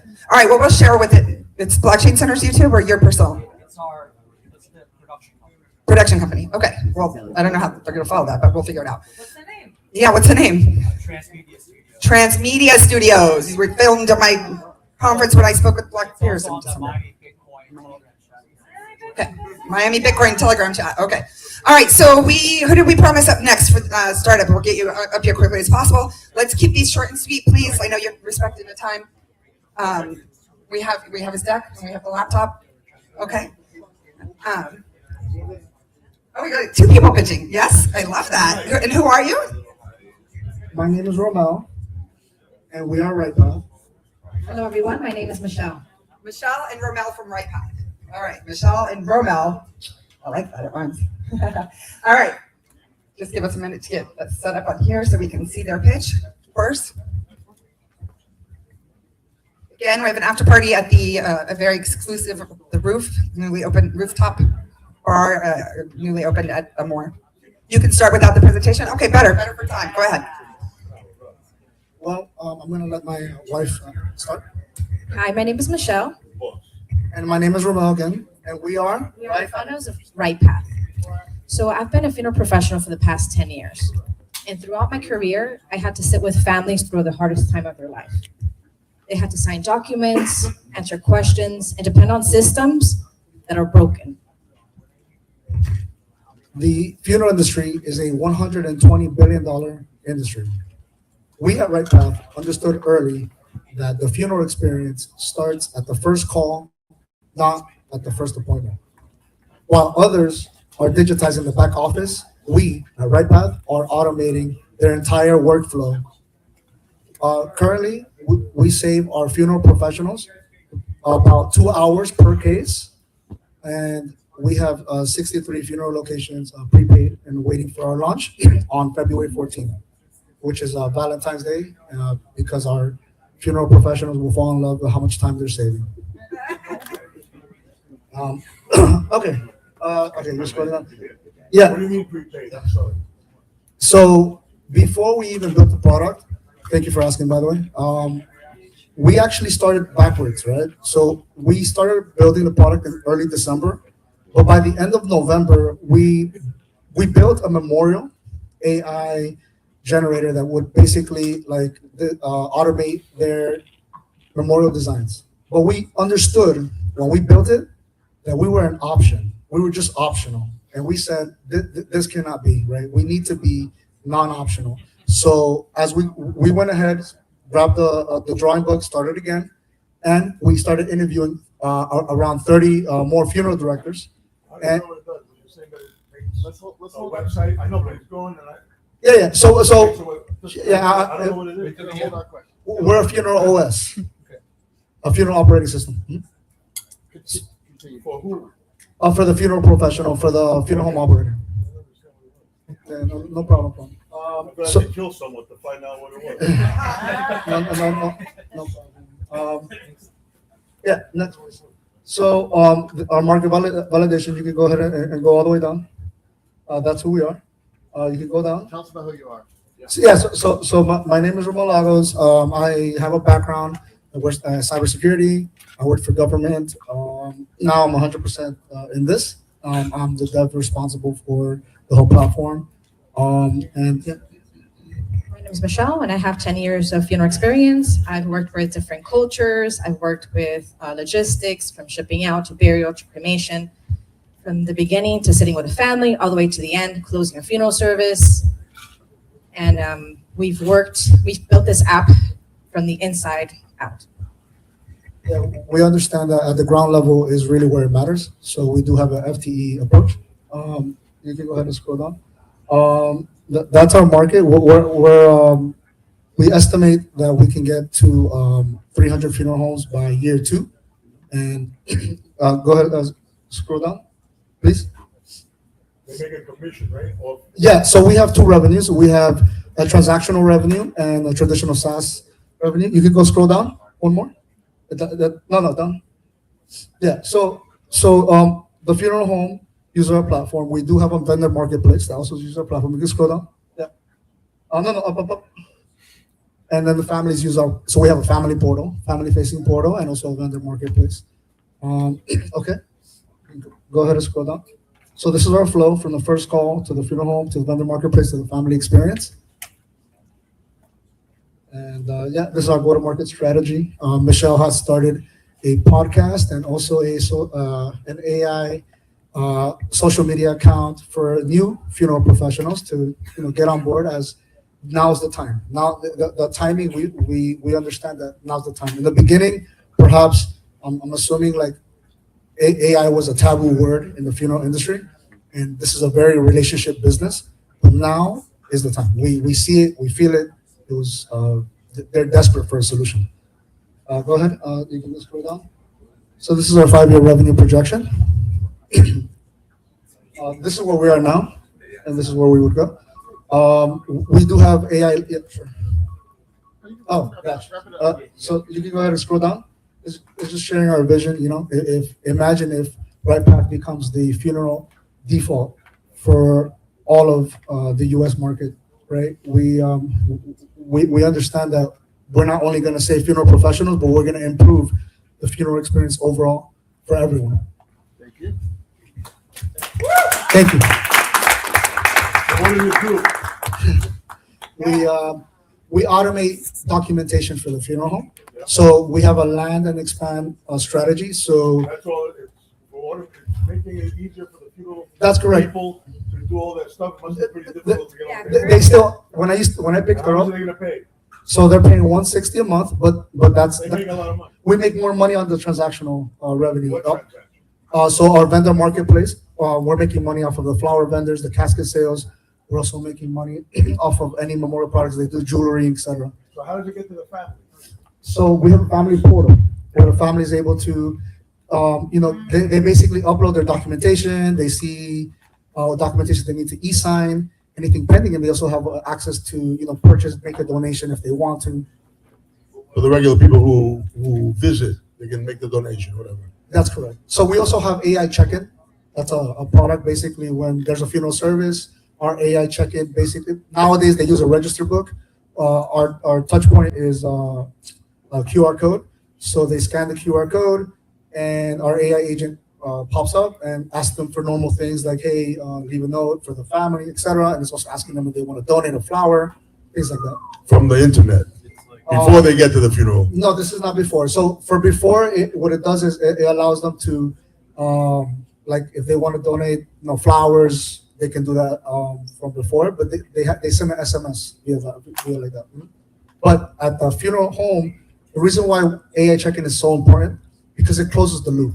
So what happens is our system captures the data, but the loop needs to continue, right? So what we're doing is we're basically asking every attendee at the location, which is a market that the funeral industry is missing, and we're asking them how did those. So I got one big question. I think everyone's going to be happy that I asked this. Tell us, what do they need it for? Explain how hard it is without it, because I don't see a problem. When I picked her up. And Noel wants to remind you to say something too. Go ahead. Say it. What about what happens when someone dies and being able to transfer that death certificate? Do you have that involved in your? Yeah. Okay, can you talk about that? Both of those things. Sure. So I can start off with how difficult it is. Show us. So the funeral homes, they're still on fax machines, typewriters, whiteboards, file systems, like rooms full of files. It's really, really messy. So usually when a family passes away, things get lost in translation, like a funeral certificate or a contract, and it's forever to find something. It's really inconvenient for the family. They also have a binder that they showcase, like, the packages. Families get this really bulky, ugly contract that they just don't understand. So what we're providing from the beginning, the first call, meaning the first time that they, call and they report a passing, we're taking care of that all the way to the end. Versus that they go into the funeral home and they sit down. And we also have a catalog where they can pick and select themselves, the family, what they'd like to have for a funeral service. And then from there, the contract is building from the back end. Instead of giving a contract with a whole bunch of things that are itemized and they don't know what they're getting. And they leave frustrated. Why would the funeral home want to push this system? Well, at this moment, They a lot can't of upsell the funeral homes are burnt out. the stereo speakers inside the coffin. The funeral homes, the funeral directors are really burnt out. Most of them that we touch base with. Explain that you come from the industry so you understand the pain points. Yeah, yes. Well, if I may add, it's a tech efficient industry. We're bridging that gap. That's exactly what we're doing. Just one thing might be helpful for explaining. I think like Zola and like Tie the Knot have come into the wedding space and are now like worth over like $500 million each. And I think you're doing something somewhat similar. So when it's not resonating with people, it might be a helpful analogy to pull out. Noel's convinced that it's going to be $1 billion company, so. People dying to get in. But you're going to fall in love with their OS on Valentine's Day. I don't know about that, but with the dollar, come on, man. Don't be a hater. Yeah, no, I was gonna say they still operate like they're in the 1800s, right? I got this idea when I picked her up, and they were still using a whiteboard, and they were still drawing on the whiteboard, and it just hit me, like, hey, we need to build on this. And then when we start do like Lending Tree, where it puts out the bid. there needs to be a better way, Puts out and the families. competition, 'cause these guys rob everybody. The families are expecting this. Families are showing up to funeral homes, spending hours when they shouldn't. They expect it. They have cell phones. My grandma has a cell phone, but the funeral home doesn't, right? Last question. Last question. Any more questions? Yeah, All right. Thank you so much. Oh, thank you, everyone. Thank you for your time. Thank you. I have a question. All right, question from the audience. We're One not- question, we're really not- quick. We're going to wrap this up. We can't hear you. Hold on. You're dealing with a good credit card processing company, or do you already have one? Yeah, we have a PR. Because that's part of the Compliance. Yeah, we're having compliance. Okay, you want to make sure. How so? Wait, how so? Tie that bridge for everybody. Look, I just want to be clear. We are registered with the state. So the state of Florida has vital statistics, right? So we are registered as a company that's the only one that vets it. It's called Vital Check, and that's what we're also replacing. So if you think about it, nowadays, when someone passes away, they have to register in a system that belongs to the state, right? So what we're doing is we're streamlining that process into one consolidated process versus nowadays they have to fill out about 15 to 17, they have to retype it over and over and over. Versus with us, they just do it one time. We have document auto population already there. We also have AI checklists when someone passes away. Our AI closes their bank accounts, closes their social media accounts as well. So we have that on the family-facing side as well. Thank you. Sure. Thank you. Thank you for taking a tough crowd.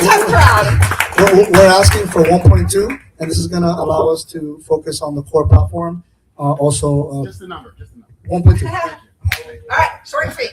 Spanish, we cut you off. What was the question? How long gonna last? Money, you get 1.2 into what? Okay, what's your run rate if you get 1.2? It's going to get us to the 1,000 locations. Okay. All right, we're gonna, and again, we have breakout rooms. If you have questions, Noelle, our beautiful hostess with the mostest that created this amazing space, the best co-working space in South Florida, is convinced they're gonna grow to $1 billion. So I trust Noelle. Who did we promise next? Go, yes, Eric. No, I'm saying those are the 5 startups I thought, right? So We had 3 more, but I think hopefully just 2 more. So we should be wrapping it up soon. And thank you for your patience. If you want to be patient with us for just a few more minutes, is that okay? Sorry, I'm sorry. There was just some miscommunication about who was promised what. 4 minutes. 4 minutes. Okay, Marin and Lightspace. No crowd questions. No. Okay, 4 minutes.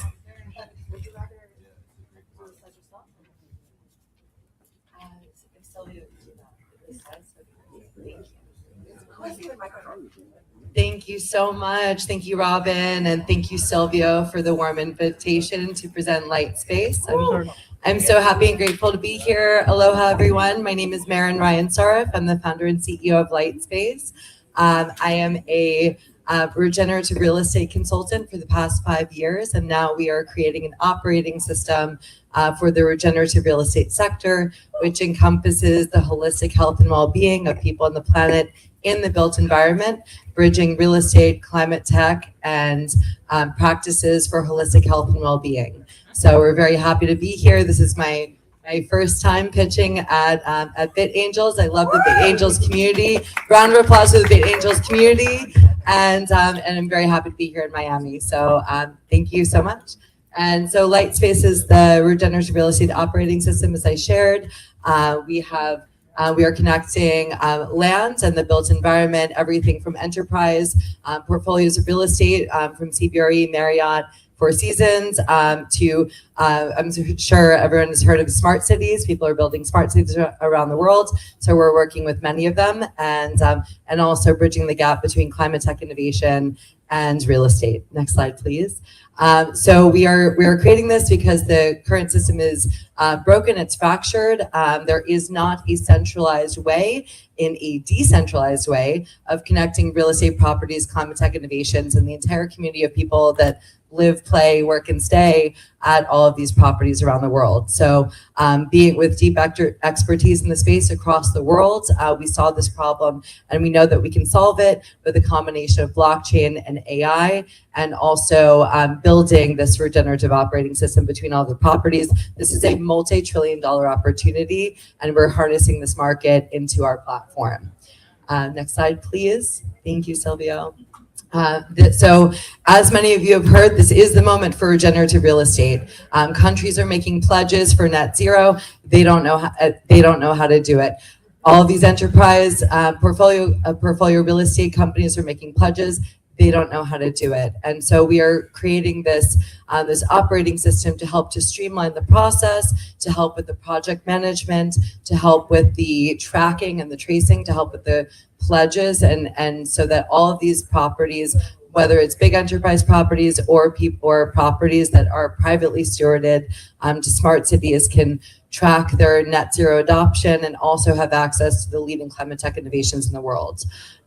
This is also an amazing investment opportunity. I'm in the family office space. I've been seeding regenerative real estate as an asset class across the world for the past 5 years successfully. So now people are investing in this space actively. So Lightspace is also a space for investors to learn about the opportunities in a trusted community.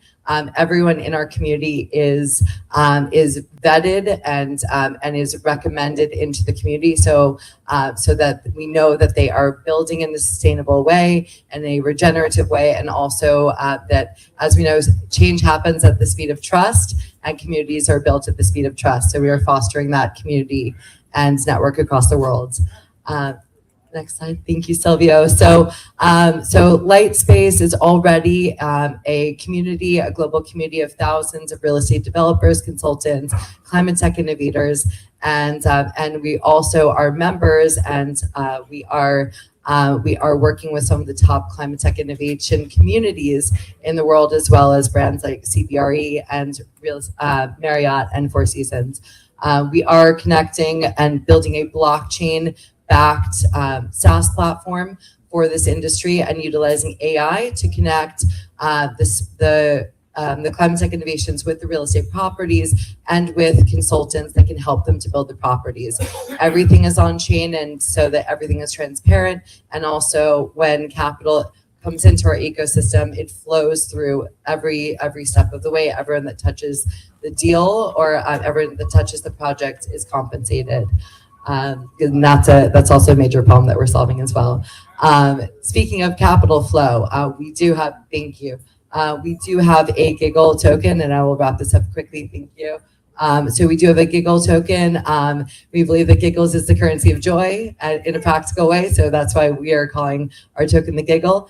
And so the Giggle token is a sovereign community-backed token that is backed by RWAs from real estate, and as well as RWAs that are across the world, real world assets, so things like gold, silver, minerals, and things that are on the properties, as well as trees, because trees are capital for sure, and we want them to stay where they are, and be valued to staying where they are. So our sovereign community token does flow throughout the entire community, and also people can cash in and cash out as they want. We do take transaction fees on all those transactions, or they can leave their capital in the ecosystem, and they can stay at beautiful places around the world for ecotourism, or they can invest in climate tech innovation that's transforming energy systems and waste systems around the world.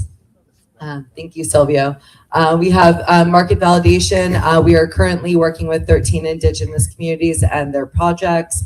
That's my background and expertise very deeply, is working with indigenous communities across the world to help them to build their properties. And so, Land the plane gracefully. yes, thank you. So we, with that indigenous wisdom, we're very fortunate and very blessed to be able to present the solution that does holistically solve the regenerative real estate industry, and also utilizes the best leading edge technology in the world to do that and to build that. We are raising a pre-seed round. We'd love for you to be a part of it. Happy to answer any questions, and thank you for the opportunity to present. Thank you. Thank you. I have several questions at once, which you can address at speed, because we've just got the 4 minutes. What countries do you actually have a leg in already? What's the value of the transactions that you expect to actually pass through this, say, in the first year? And aside from the players that you mentioned, like CBRE and Marriott, what players of substance do you actually expect to get short term? And does it matter that there are somewhat similar initiatives going on at different scales around the world for you to actually make a go of this? Thank you. I'll do my best to answer this one by one quickly. So in terms of the countries, we are currently working in over 30 countries around the world actively on projects. We've worked in more during the 6-year course of our consultancy. We have worked on every continent except for Antarctica yet, and also I did just meet someone from Antarctica, so we'll see what happens in the next little bit. What was the penguin's name? What was the penguin's name? Not a penguin yet because I haven't been there in person, although I look forward to sliding March of the Penguins. Is one of my favorite movies. And also he's a boat captain. He wants to create a sustainable boat in Antarctica for ecotourism. So Captain, I'm remembering his name. He's amazing. We were just at Climate Week together. So in terms of the adoption, in terms of the enterprise clients, my cousin Meredith Soren is the former SVP of CBRE globally. We've discussed this at length, and she looks forward to seeing our MVP so that we can adopt at CBRE. Bobby Dunphy is another one of our advisors. We have a world-class team of advisors. This is not our deck. This is a gamma that we created quickly in order to present here. We're at Uncorrelated this week. Happy to share more information. Bobby's husband is the former head of Marriott. She has been a longtime advisor, and we have similar advisors at all of these enterprise big real estate firms across the world. And also the fifth wall. And if anyone's familiar with the fifth wall, they're considering Lightspace, even though we're a bit premature for their investment thesis, which is seed. We're pre-seed. They are a major conglomerate in real estate, climate tech, and in net zero adoption. So we're in conversations with them right now to invest in our pre-seed rounds and instead of in our seed round because they like what we're building. So our go-to-market is excellent. That is our competitive advantage, is our go-to-market. We will not be advertising anywhere on social media because we have relationships with all of the heads of all of these communities. And also our NFT, I think that's our NFT. It's an NFT that has a referral code. So we're rewarding stewardship, excellent stewardship. So my cousin and all of the heads of all of these communities and networks will all receive their NFT to onboard their communities and then receive residual revenue for everything that their community does because we honor and value relationships and also reward excellent stewardship across the board. Judges, 30 seconds to the last questions. All right, thank you so much. Woo! Good job. Thank you. Thank you. Thank you so much to the team at BitAngels. This is amazing. So appreciate all of you. Thank you.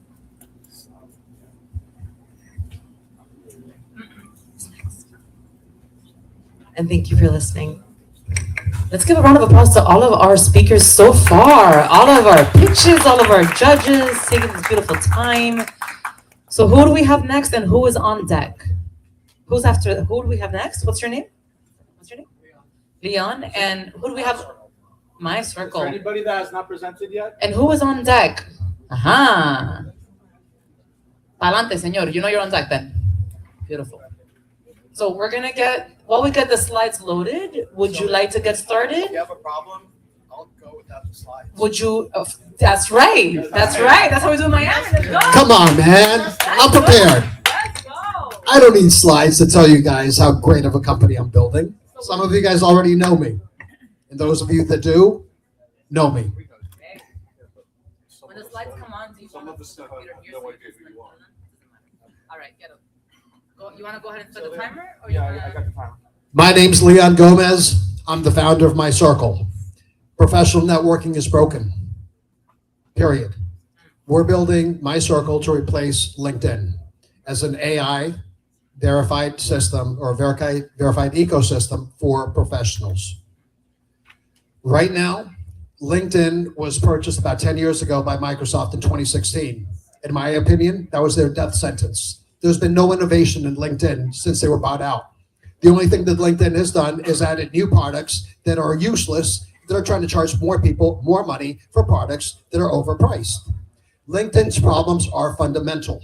Since 2020, LinkedIn has more than doubled in size. Not because the global population has doubled in size, not because we have twice as many business professionals, but because of AI. I love AI. I use AI on a daily basis. However, I don't want to be dealing with AI bots, spam, junk, and bullshit, which is what seems to be filling my email box in LinkedIn. Our solution is simple. We're building a complete ecosystem of verified professionals. What does that mean? Right now, LinkedIn has the option for you to go through an ID verification. I think that's bullshit, excuse me. To me, everybody that signs into My Circle, part of our onboarding process is mandatory ID verification. We partnered with a company by the name of Dentity. Most people are familiar with Clear because of the airport where they scan your retina and everything. Dentity is one of their competitors. They're a startup, they're smaller. They gave us better terms. They offer the exact same products as Clear does. That's the reason we went with them.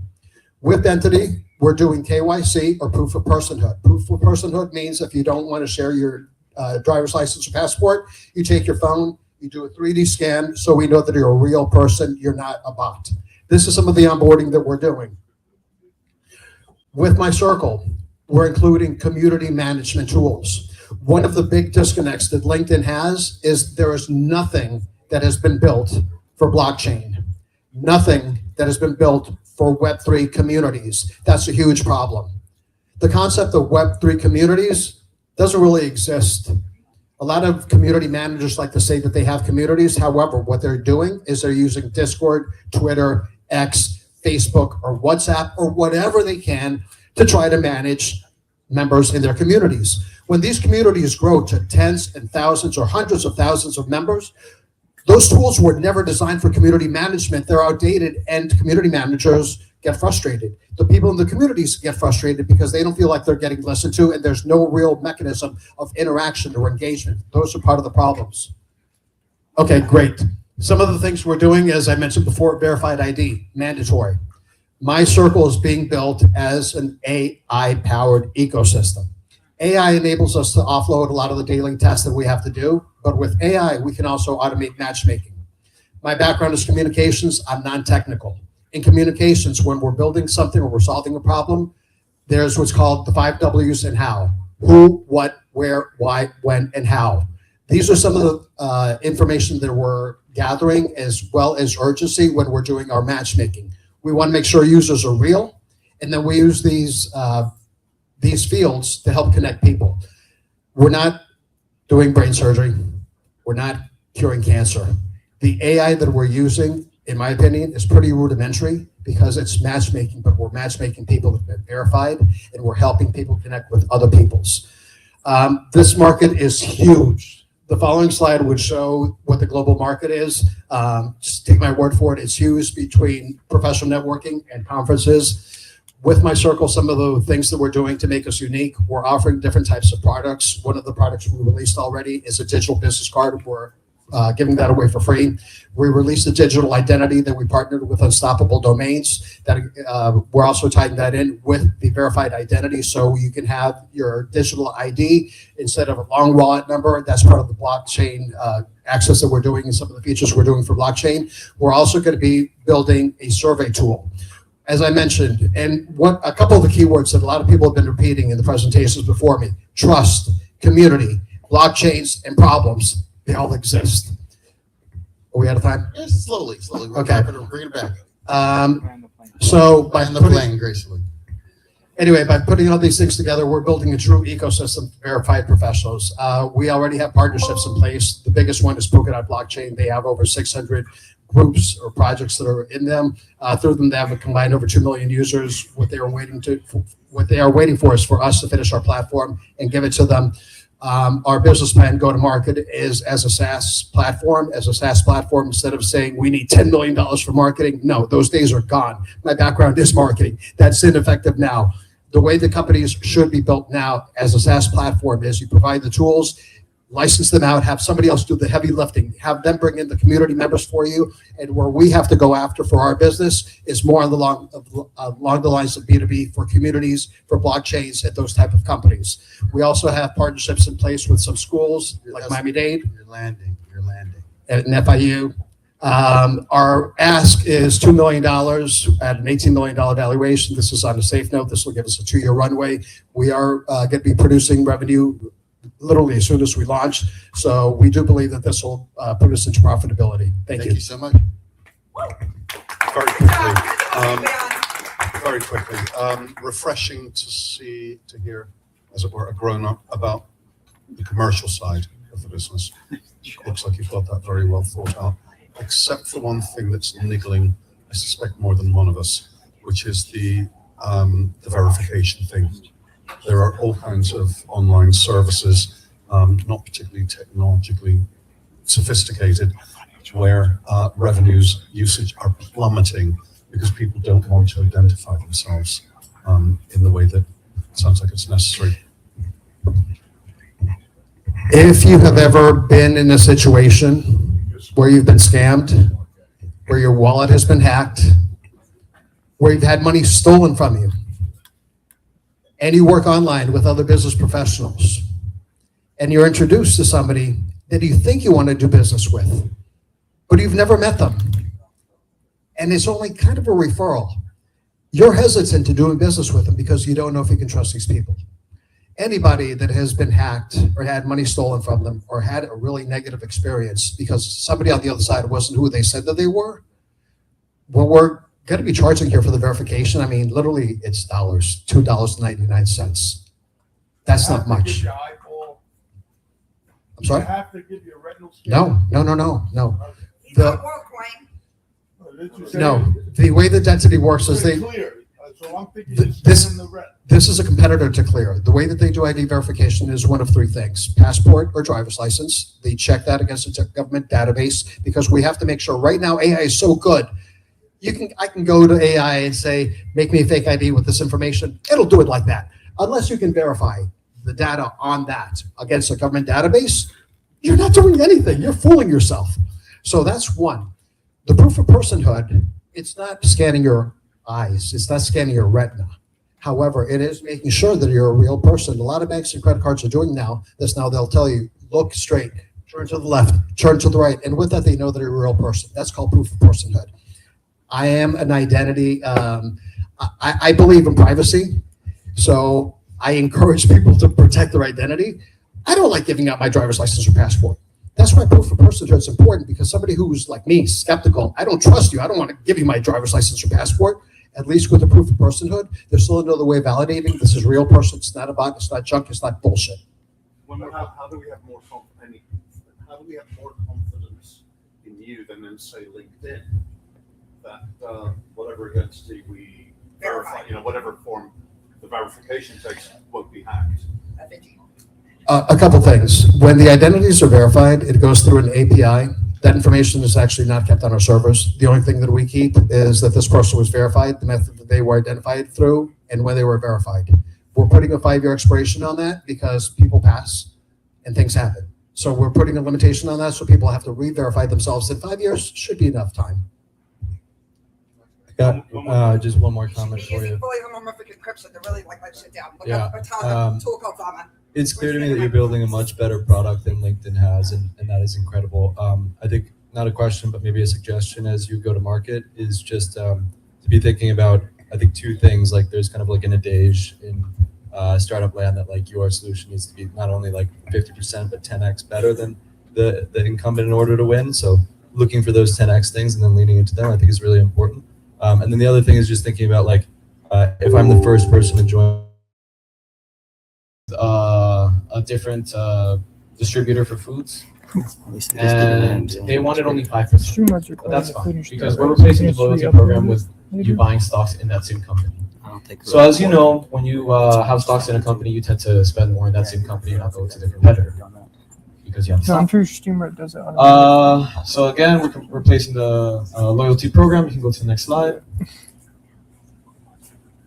Again, they spend 40% more when they own the stock, brand loyalty, and so I would love to work with Eric to cross-collateralize the stocks once they have them. That's part of the idea down the line.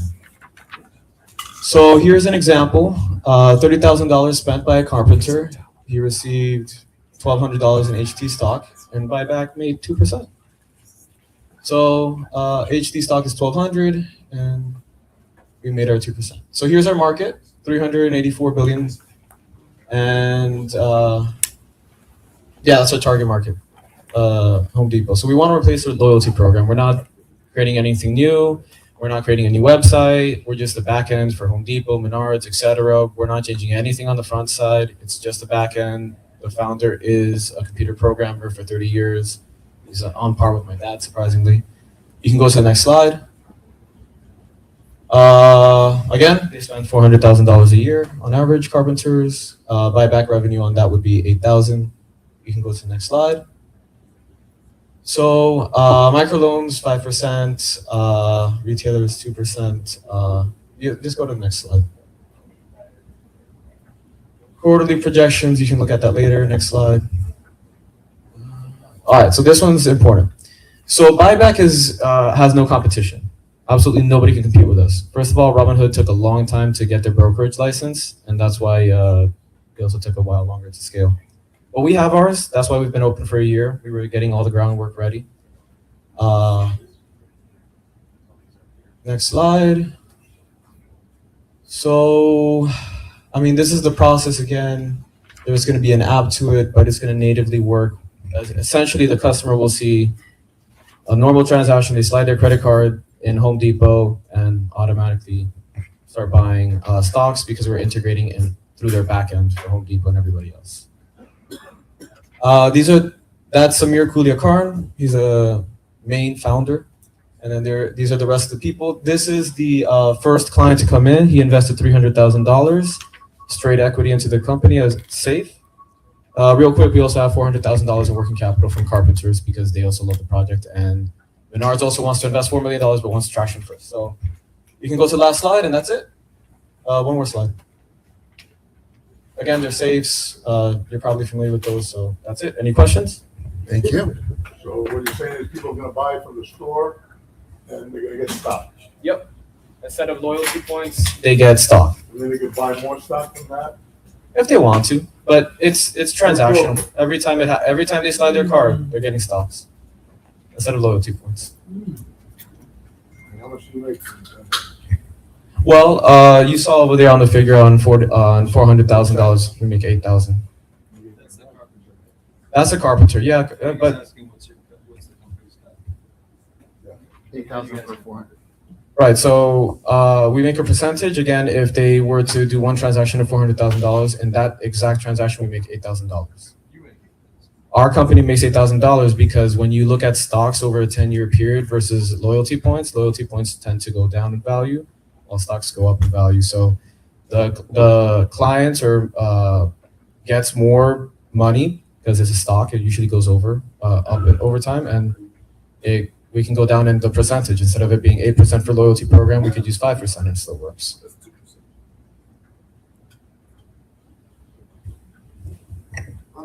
Give him a break. He's nervous and pitching. All right. Any other questions? Yeah, why would a company give their stock away in that sort of way? Brand loyalty. So it sounds like Home Depot is interested in this. Oh, they are. Okay. What's your pipeline? Who's next? Who else wants? So the beauty of this is that the client itself, we don't have to do any recruiting. It's really only with the suppliers because they already have millions of clients between all of them. So we don't even have to reach out to them ourselves. They'll do it themselves, their own pilot program. I think just off of this question, Home Depot wants to do this with you, right? So they're one company that wants to give away equity as a rewards program. Like, are there others? Is the question. Like, are there other Home Depots, not customers? Yeah, we're talking with Home Depot, Menards, Aberdeen, a whole bunch of others.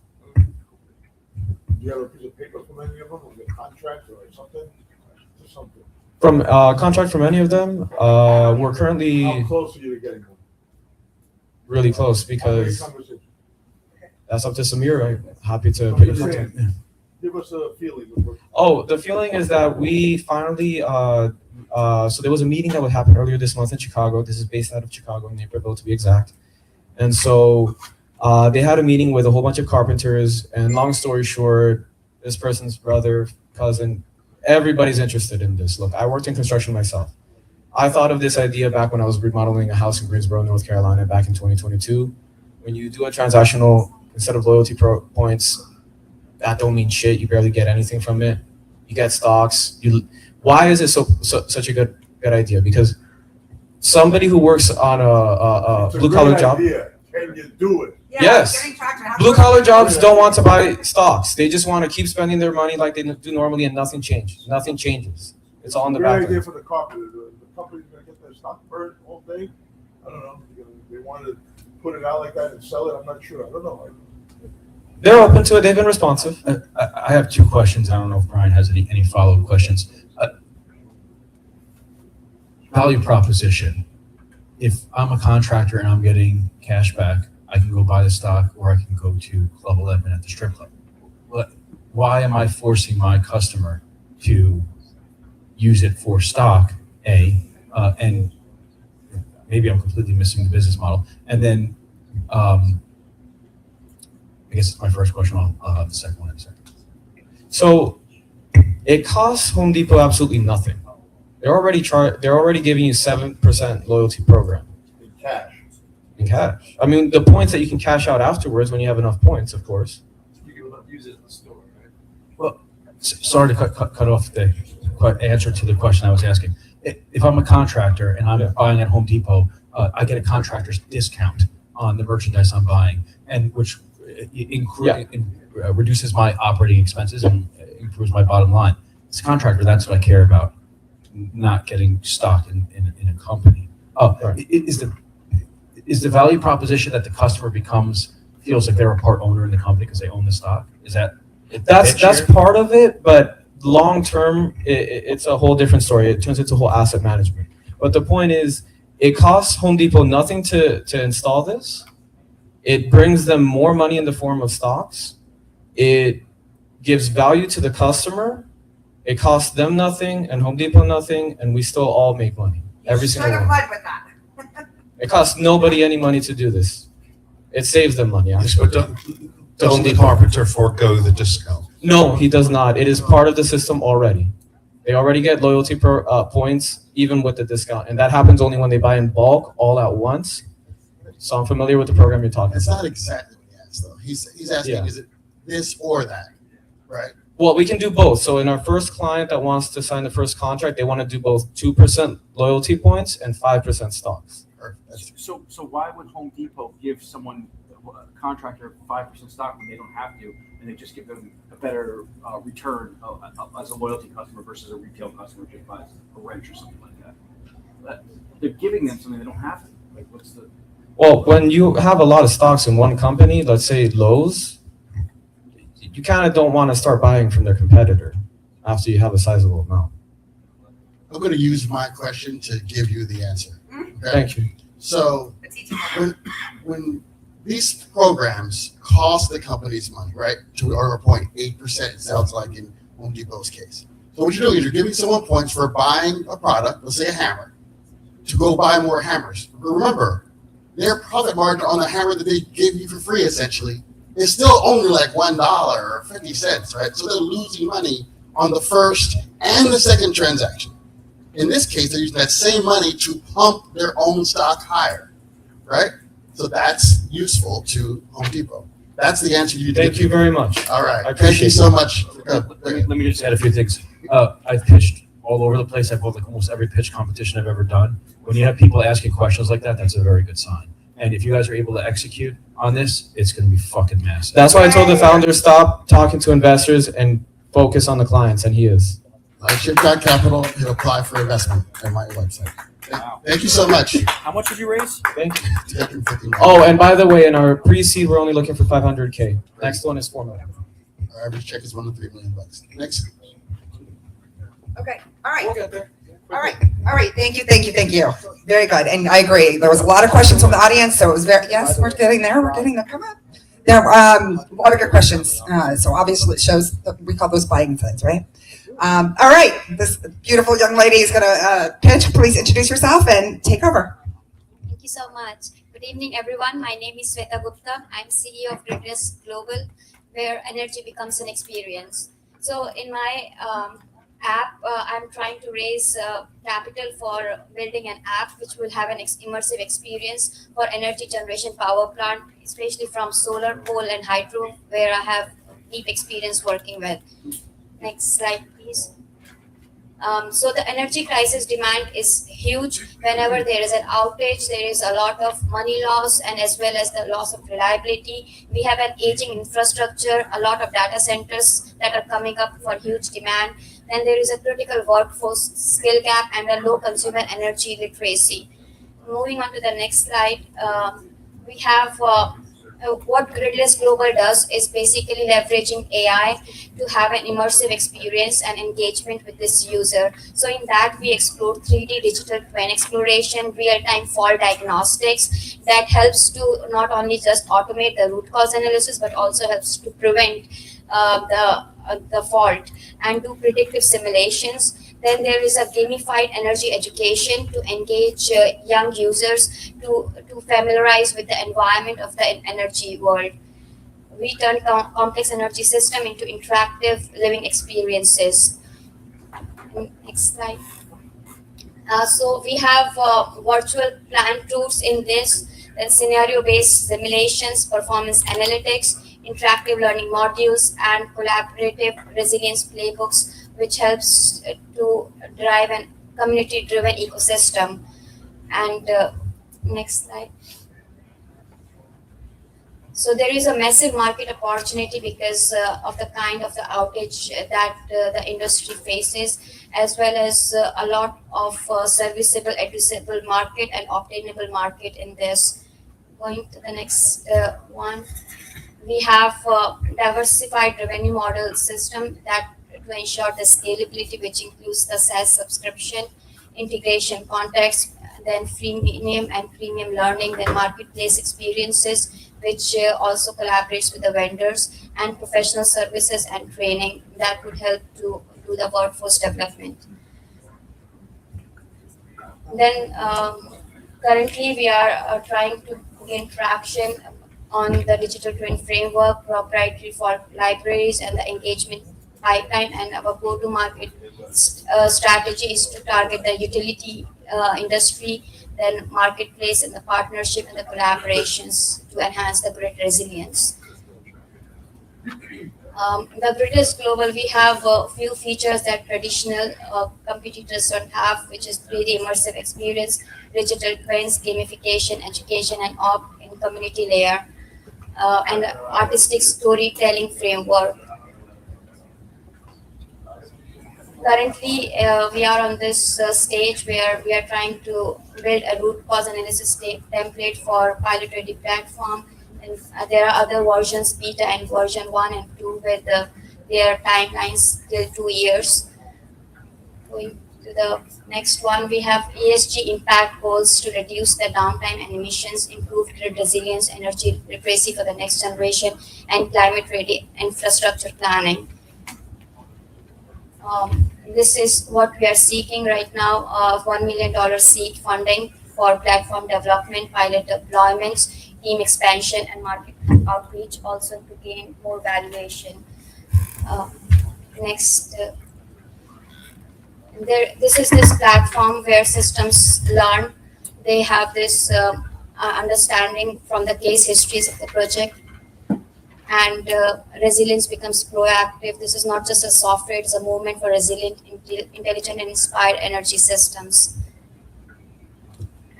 Yes. And do you have an ask as we land the plane? Do you have an ask? Ask $1 million. It's the ask. Excellent. Thank you. Ryan has your ask in his back pocket right now, so just. That was kind of clear, except for one thing to me, which is, given that obviously consumers feel the effects of outages as much as businesses Sir, and can you speak institutions. a little louder? Not everybody can hear you. Who can't hear me? I'm so sorry. I think that's you. Behind me. Okay, given that consumers feel the effects of outages as well as businesses and institutions, but pro rata, they're not actually losing as much. Why are you, the one thing that gets me, the diversification slide, why are you splitting this between being B2B and B2C? And why are you putting resource into developing gaming and education here rather than just addressing the economic cost to people who are receiving energy? Thank you for the question. So I understand like there is more utility for gaining and saving money for the B2B, for the utilities and stuff. And on the consumer side, the impact gets a little bit lower because they have more reliability options. But also, like, And why would they want to gamify this? to have an experience and understand their machines and transformers, just like they understand fashion industry or fooding. So they understand how energy generation and the beauty of it. It sounds to me like you've almost got two different businesses. That's what I'm trying to get at. I'm saying that if they play with it, they're gonna predict, and then they could make better choices in the future without losing the money. Yeah, what if scenarios, like what happens if this goes out? What is my path to address that? What are my alternatives? So that also provides that solution.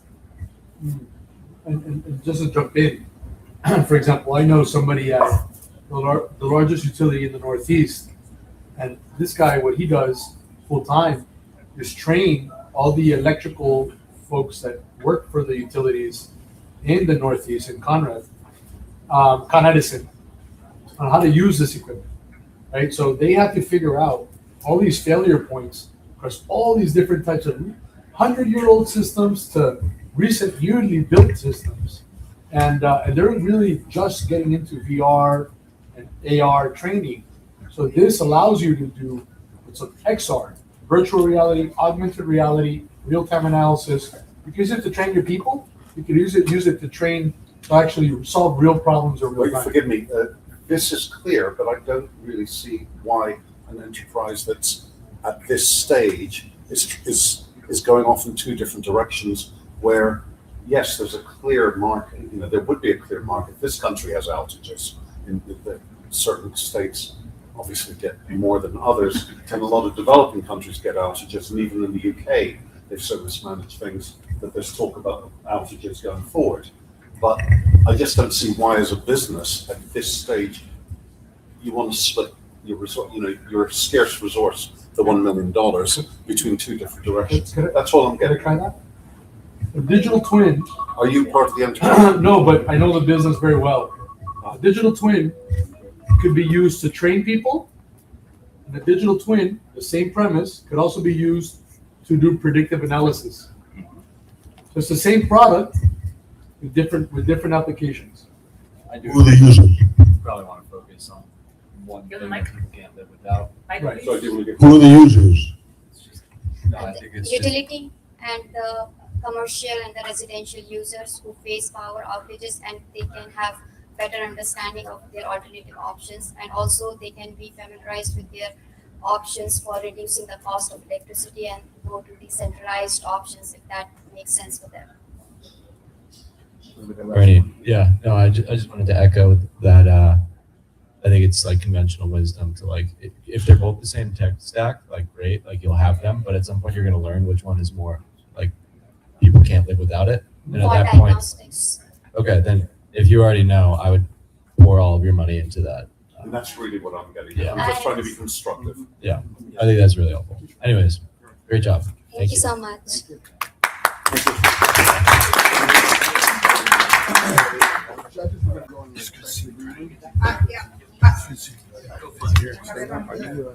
All right, guys, thank you so much for attending tonight. Judges are going to be taking some. Judges are going to take some time to finish some grading and go. The judges can go to that back room in the boardroom where you started. Robin. War room to judges. We will make this very quick on the decision making, and we'll announce it. I have one very special tribute to the OGs. That's why I was focusing so much on the OGs that helped build Miami and started Bitcoin, crypto, blockchain, Web3 in the early days anyways. So we have a special tribute, and then we are off to the very exclusive, very elegant, newest, hottest club. It's not a club. Atmosphere. At the Moore in the designed place. Thank you. I am running on fumes, so my brain is not working. Place. It is the rooftop that just opened at a very exclusive Moore, and we have some special DJs lined up tonight. And I just promoted it through all the Telegram threads, so hopefully a lot of people from all the other events are going to be there. So it should be very fun. I apologize. There's a couple things that we weren't able to. I understand. Can you give me a minute, please? There's a couple things that we had in the programming that we just weren't able to do, so I apologize for that because everything just ran over. We got started late because, for those listening on the live stream, because the Wall Street Bets, now redacted, live conference was on the other side of the beach, and everybody had a really hard time getting over with traffic today. Due to the Secret Service blocking all the highways.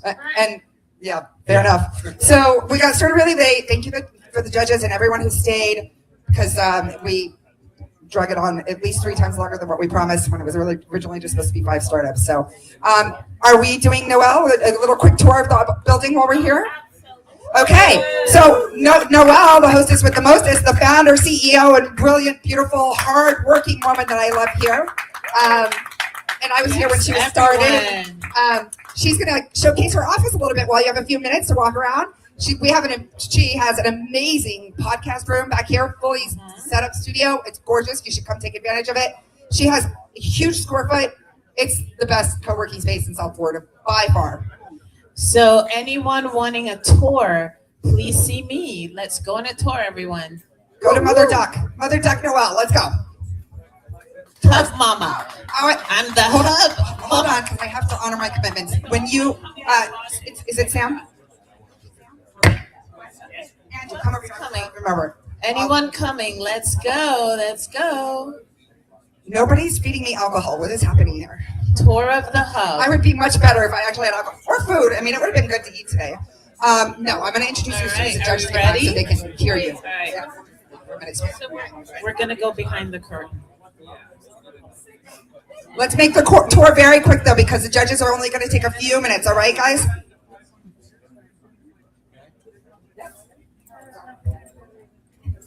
Hey folks, for those of you that parked in the building, just some housekeeping rules. Before you leave, in the front desk, there's a stack of papers. Those are your coupons for the parking, okay? So make sure you don't forget to grab one of those papers. You're gonna put them in when you're exiting. You're gonna slide that QR code, it'll give you your discount, and then you're gonna put your parking ticket so you get your validation to keep you the Free parking, free parking, free parking. What did you say? Almost, yes, your parking validation.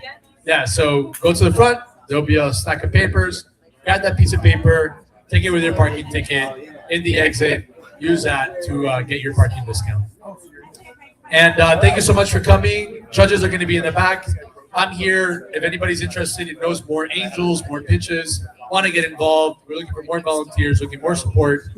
And follow Noelle. Thank you so much for Noelle. Also want to give a special thank you to our sponsors for the night. The tequila company, which was here. I don't have their name in front of me right now. But we want to give them and Eat Up a very special shout out. Hopefully they'll be at the next, so you'll know about that. Also, Crafty Beer Company, want to give them a special thanks. The Hub here, Noelle, thank you so much for sponsoring, for having us. Robin, thank you. Robin put the production together for this entire event. Robin, thank you so much for producing this event. Would not have been possible without you. And, my dear Crypto Godmother, the Crypto Godmother, join her Telegram channel, follow what's going on. One of the crypto OGs. I also want to give a special shout out to Elijah John Baudre, otherwise known as Chairman Baudre of the Miami-Dade Cryptocurrency Task Force, for originating this, trying to bring us all together here at the Hub, so we have a centralized place for decentralization. And of course, my team, thank you so much, and my friends, all the family offices that made it here. Marin for presenting, Shweta Gupta, Secretary of the Logos Impact Foundation, Jessica Artiles, my dear friend, and hopefully next Executive Director of the Impact Foundation, and Joyce and Michael, which are not here, the founders of BitAngels, along with Brock Pierce and other amazing folks, and David Johnson, which co-founder with Michael Turpin, and I'm Silvio Pupo. I'm just here to be of service. Thank you so much. Bye-bye. Oh, Praveen, you want to give your last words, Prav? So you guys are going to take a rain check on superhero skits, but I'm going to hold you to it. So basically, when you do a Captain Bitcoin superhero skit, you come up with your own character, your name, your backstory, and your catchphrase. So me as Captain Bitcoin, we have an outfit, makeup, all that stuff. Like my catchphrase is, for the glory of Bitcoin, and you have to have what your origin story is. So obviously with me, I had a mining accident, so there's like lasers coming out of miner. So think of that, and most of our friends are like villains for some reason. It's their alter ego coming out. So we need more heroes in our skits. That's it. Yes. Oh my gosh. Please. I just want to thank everybody. Thank you for the support, for the drinks, tequila. I mean, it's the first time really being out here and presenting their tequila. They're very proud of, and they're very happy with everybody's reaction. Great support. We really appreciate it, and I mean, we hope to see you soon in the next few events. And what the future brings is going to be amazing. I mean, I saw some of the people that were talking here, the investors, the people pitching, and I mean, there's a lot of dreams, a lot of goals here. So I can't wait to see what the future brings us and what we can do with all of this. So thank everybody. It's going to be Eat Up Inc.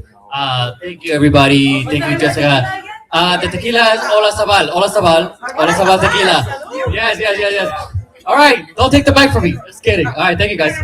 Thank you so much. You came through when everything else was falling through, and you went above and beyond and helped around the event tonight. And we love supporting early stage startups, obviously, and the young, the hustlers out there grinding and starting businesses. So thank you very much. We honor you. We appreciate it.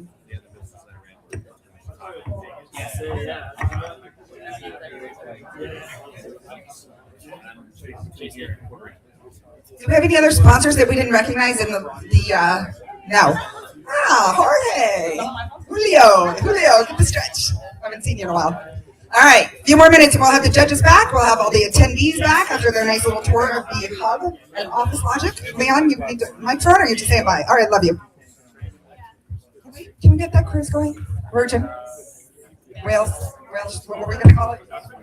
Whales, Web3 Wave. Okay, that was it. That would be fun. We should do that. That needs to happen. And here are the QR codes. The QR codes for parking. I'm taking one. Take your parking QR code. We're putting them right here in the middle. Yay! Also, please, if you showed up and you weren't registered, please make sure you register on the Luma site and make sure that we got you checked in before you leave at the door. We have an iPad. QR codes for parking are going to be here if anybody needs them. Yep. Thank you so much. Oh, yeah, that's great.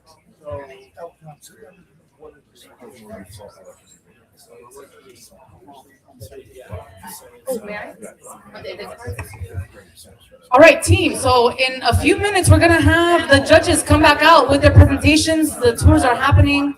This is a good time to get your thoughts down onto paper, onto your notepad, onto your reminders, onto wherever you manage your systems in your OS. This is a good time to think about your questions and think about who you'd like to connect with and what you'd like to send to them. And what's the name of the, Miss Robin, what's the name of the after party place again? Oh, the roof. The Roof. Which is the roof is on fire. Oh. We're gonna, I brought my other sneakers, yeah. At the Moore. The Moore, Moore. Where is that more or less? In the design district. In the design district. You want to be seen there. You want to be seen there, we heard, ladies and gentlemen. You want to be seen there. Okay, hang out. Can we put some music on? Can we get some music on? Celia? Anybody? Celia? Cutting his road. So, thank you. I'm going to give a shout out to my favorite startup right now. I have a bunch, but these guys came out of BlackRock. They built the largest crypto fund products in history. Like when the whole world was going crazy over the Bitcoin ETF, these guys were in the R&D lab behind it. So they've spun out and started their own company, and I've been supporting them. So shout out to Hello Trade. It's going to be in everything app and have some prospects up in, if I understand correctly. So shout out to Kevin and Wyatt. I hope you see this. All right, what's going on here? We're just entertaining for a few minutes. Great. Wanted to Robin, did you put The judges chat. Can you add me to that? Yeah. And just All right, guys, very good. We are just making our final selections with the judges right now to give you guys the final results. Judges are coming outside. And a drum roll. Hey, drum roll.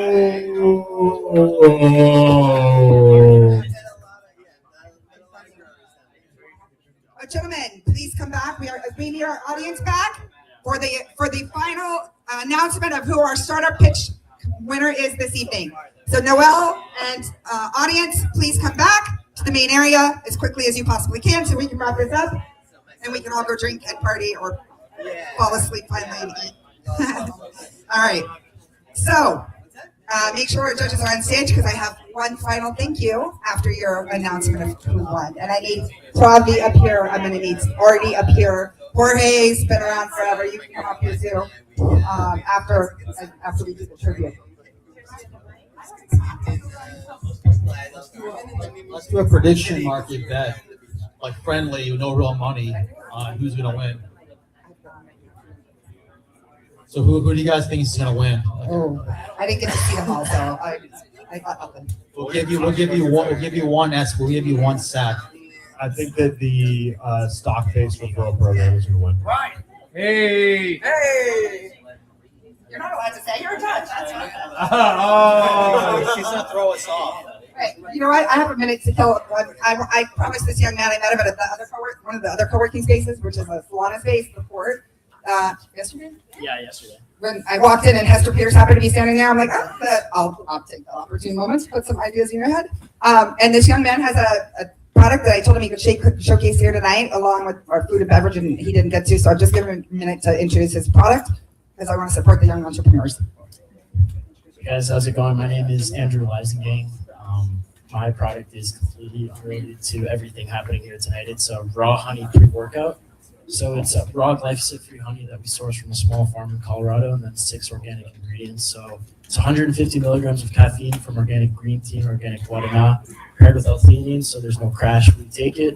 And we added organic beetroot extract for the vasodilation of the pump. Essentially, you get oxygen in your blood when you take it. So if you're an endurance athlete, it helps with that. If you're weightlifting, you get better pumps, better workouts. And then Redmond sea salt, which is the highest trace mineral content sea salt that you can find for the electrolytes, and then organic ginger and lemon oil. So I'm based out of Miami. I'm from New York, but live here now. And we're partnering with gyms here, Pilates studios, yoga studios, anything wellness related. We are looking to be a part of that. We launched this back in July, and that's what I have going on. approval? Yeah. So how much money do you need? And answer the pitch. You got to pitch really quickly. So Devitt. Yeah, so we're raising a pre-seed round right now, $250K at a $5 million valuation.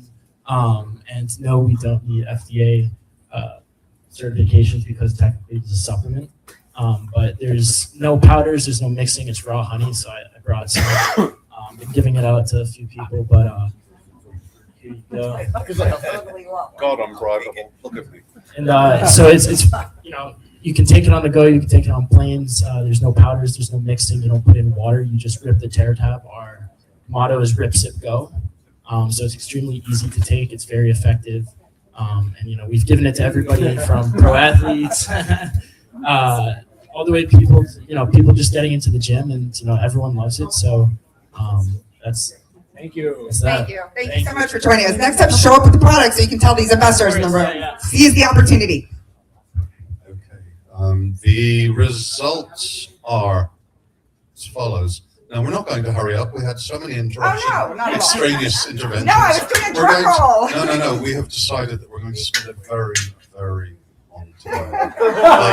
We're going to be like ants. That's why we took so long to think about this. Every single pitch was interesting and well conducted, and some of them were quite compelling. And it really was difficult for us. There wasn't agreement. There was not across the board agreement about this at all. And some pitches contained extremely strong business ideas, but had one or two tweaks that we might have suggested if we were actually your advisors, which we're not, at least at this stage. I'll cut to the chase. The last one, right? Sorry? We're going to start with the third one, the last one. Yeah, indeed. I'm going to start with one of the pitches that we felt, across the board, we felt deserved an honorable mention. It's not the winner, but it's an honorable mention. And if we were to make a suggestion on the basis of this being BitAngels, it would be that perhaps the founders might consider some of the things they're doing in relation to the technology that we're basing what we do on. There are elements to the right path offering that might actually bear translation into the space. For example, Nick suggested. Since you don't have any crypto in it, I figure you're gonna put 2 precision balls on the guy's eyeballs. And then it's a crypto project. And it's a real mummy. Then it's a real On the other hand, more flippantly, it was Ferryman, suggested, it was also suggested to speak, think in terms of things like putting death certificates on the blockchain. So who's this? Well, this was you. No, what's Oh no, I said already, right path. Right path.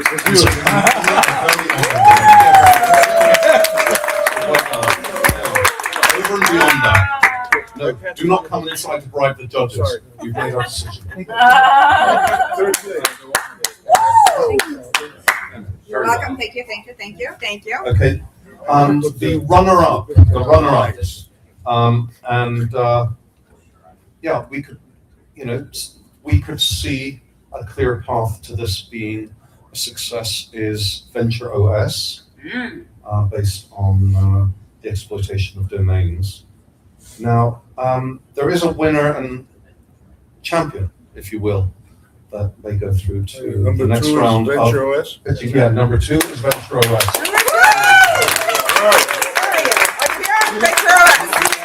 Okay. He ran away. He ran away. Chad had to leave. His wife, unfortunately, is having back surgery, and he has to be home. So he had to leave. But I'll let him know. He probably owns the domain. And the winner. That's the best private wealth manager I think anybody here can have right now.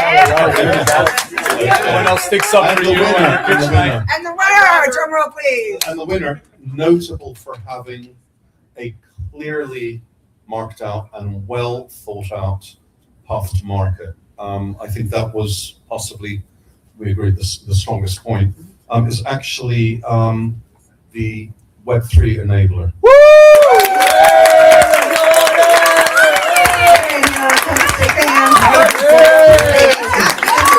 Good photo. Congrats, Alex. Okay. And then I just need my OGs and my judges here for just 1 more minute, and I promise you can leave. And Come on, photos. Everyone that presented. We're just gonna sit here and geek out online and bring it the Peter in the water. You got a professional here. Okay. All right. In the room. Let's go MIT. We got pictures? Okay. All right. And the last and final thing that I killed myself on today, so I hope it's as sweet and memorable for you guys as I intended. Oh, I thought we did the photo. Jeez. 1, 2, 3. Here, Maren, you want to get in? Come on. Come on, hurry. Do you want to put it with everybody? Yeah, all the pictures. Well, no, all the pictures, yeah. All the pictures. Meaning No. Yes. Okay. Anyone 1, 2, 3, together. 1, 2. Oh wait, hold on. Anyone want to pitch? Brian has some more time. Eric dies. He wants to sit down. All right. Larry David. Don't go anywhere. All right. 1, 2, 3, tequila. 1, 2, 3, tequila. Oh, Silver. okay. Thank you. Okay, and the final tribute. Thank you so much, gentlemen. I need the camera for just a moment. You guys to the side, but I'm gonna need you like right here, just right. And I need just my OGs and my judges up here, please. Judges and OGs. Okay, here we go.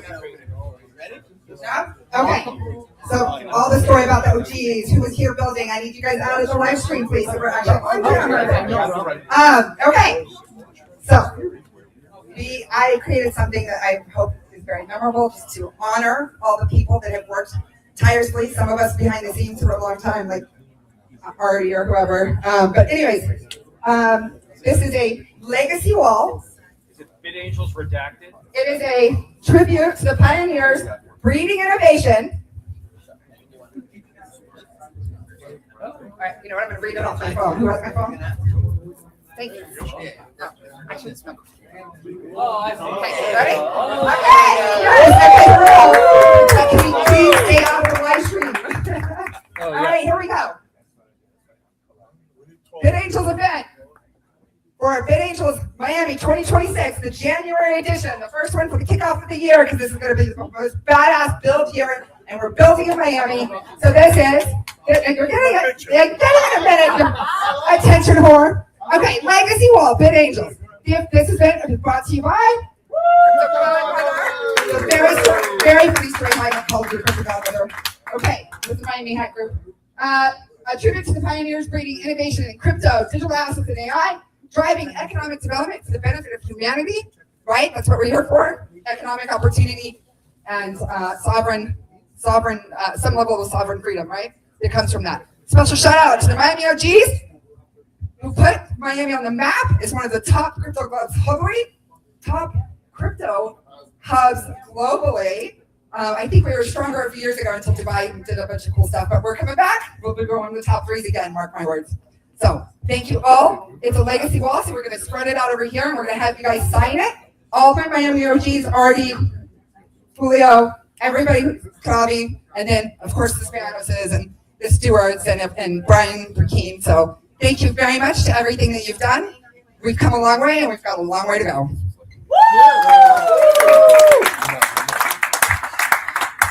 All right, let's sign this one. All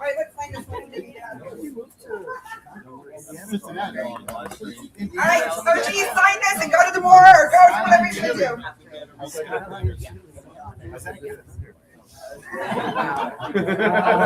Acidic police for shitty characters.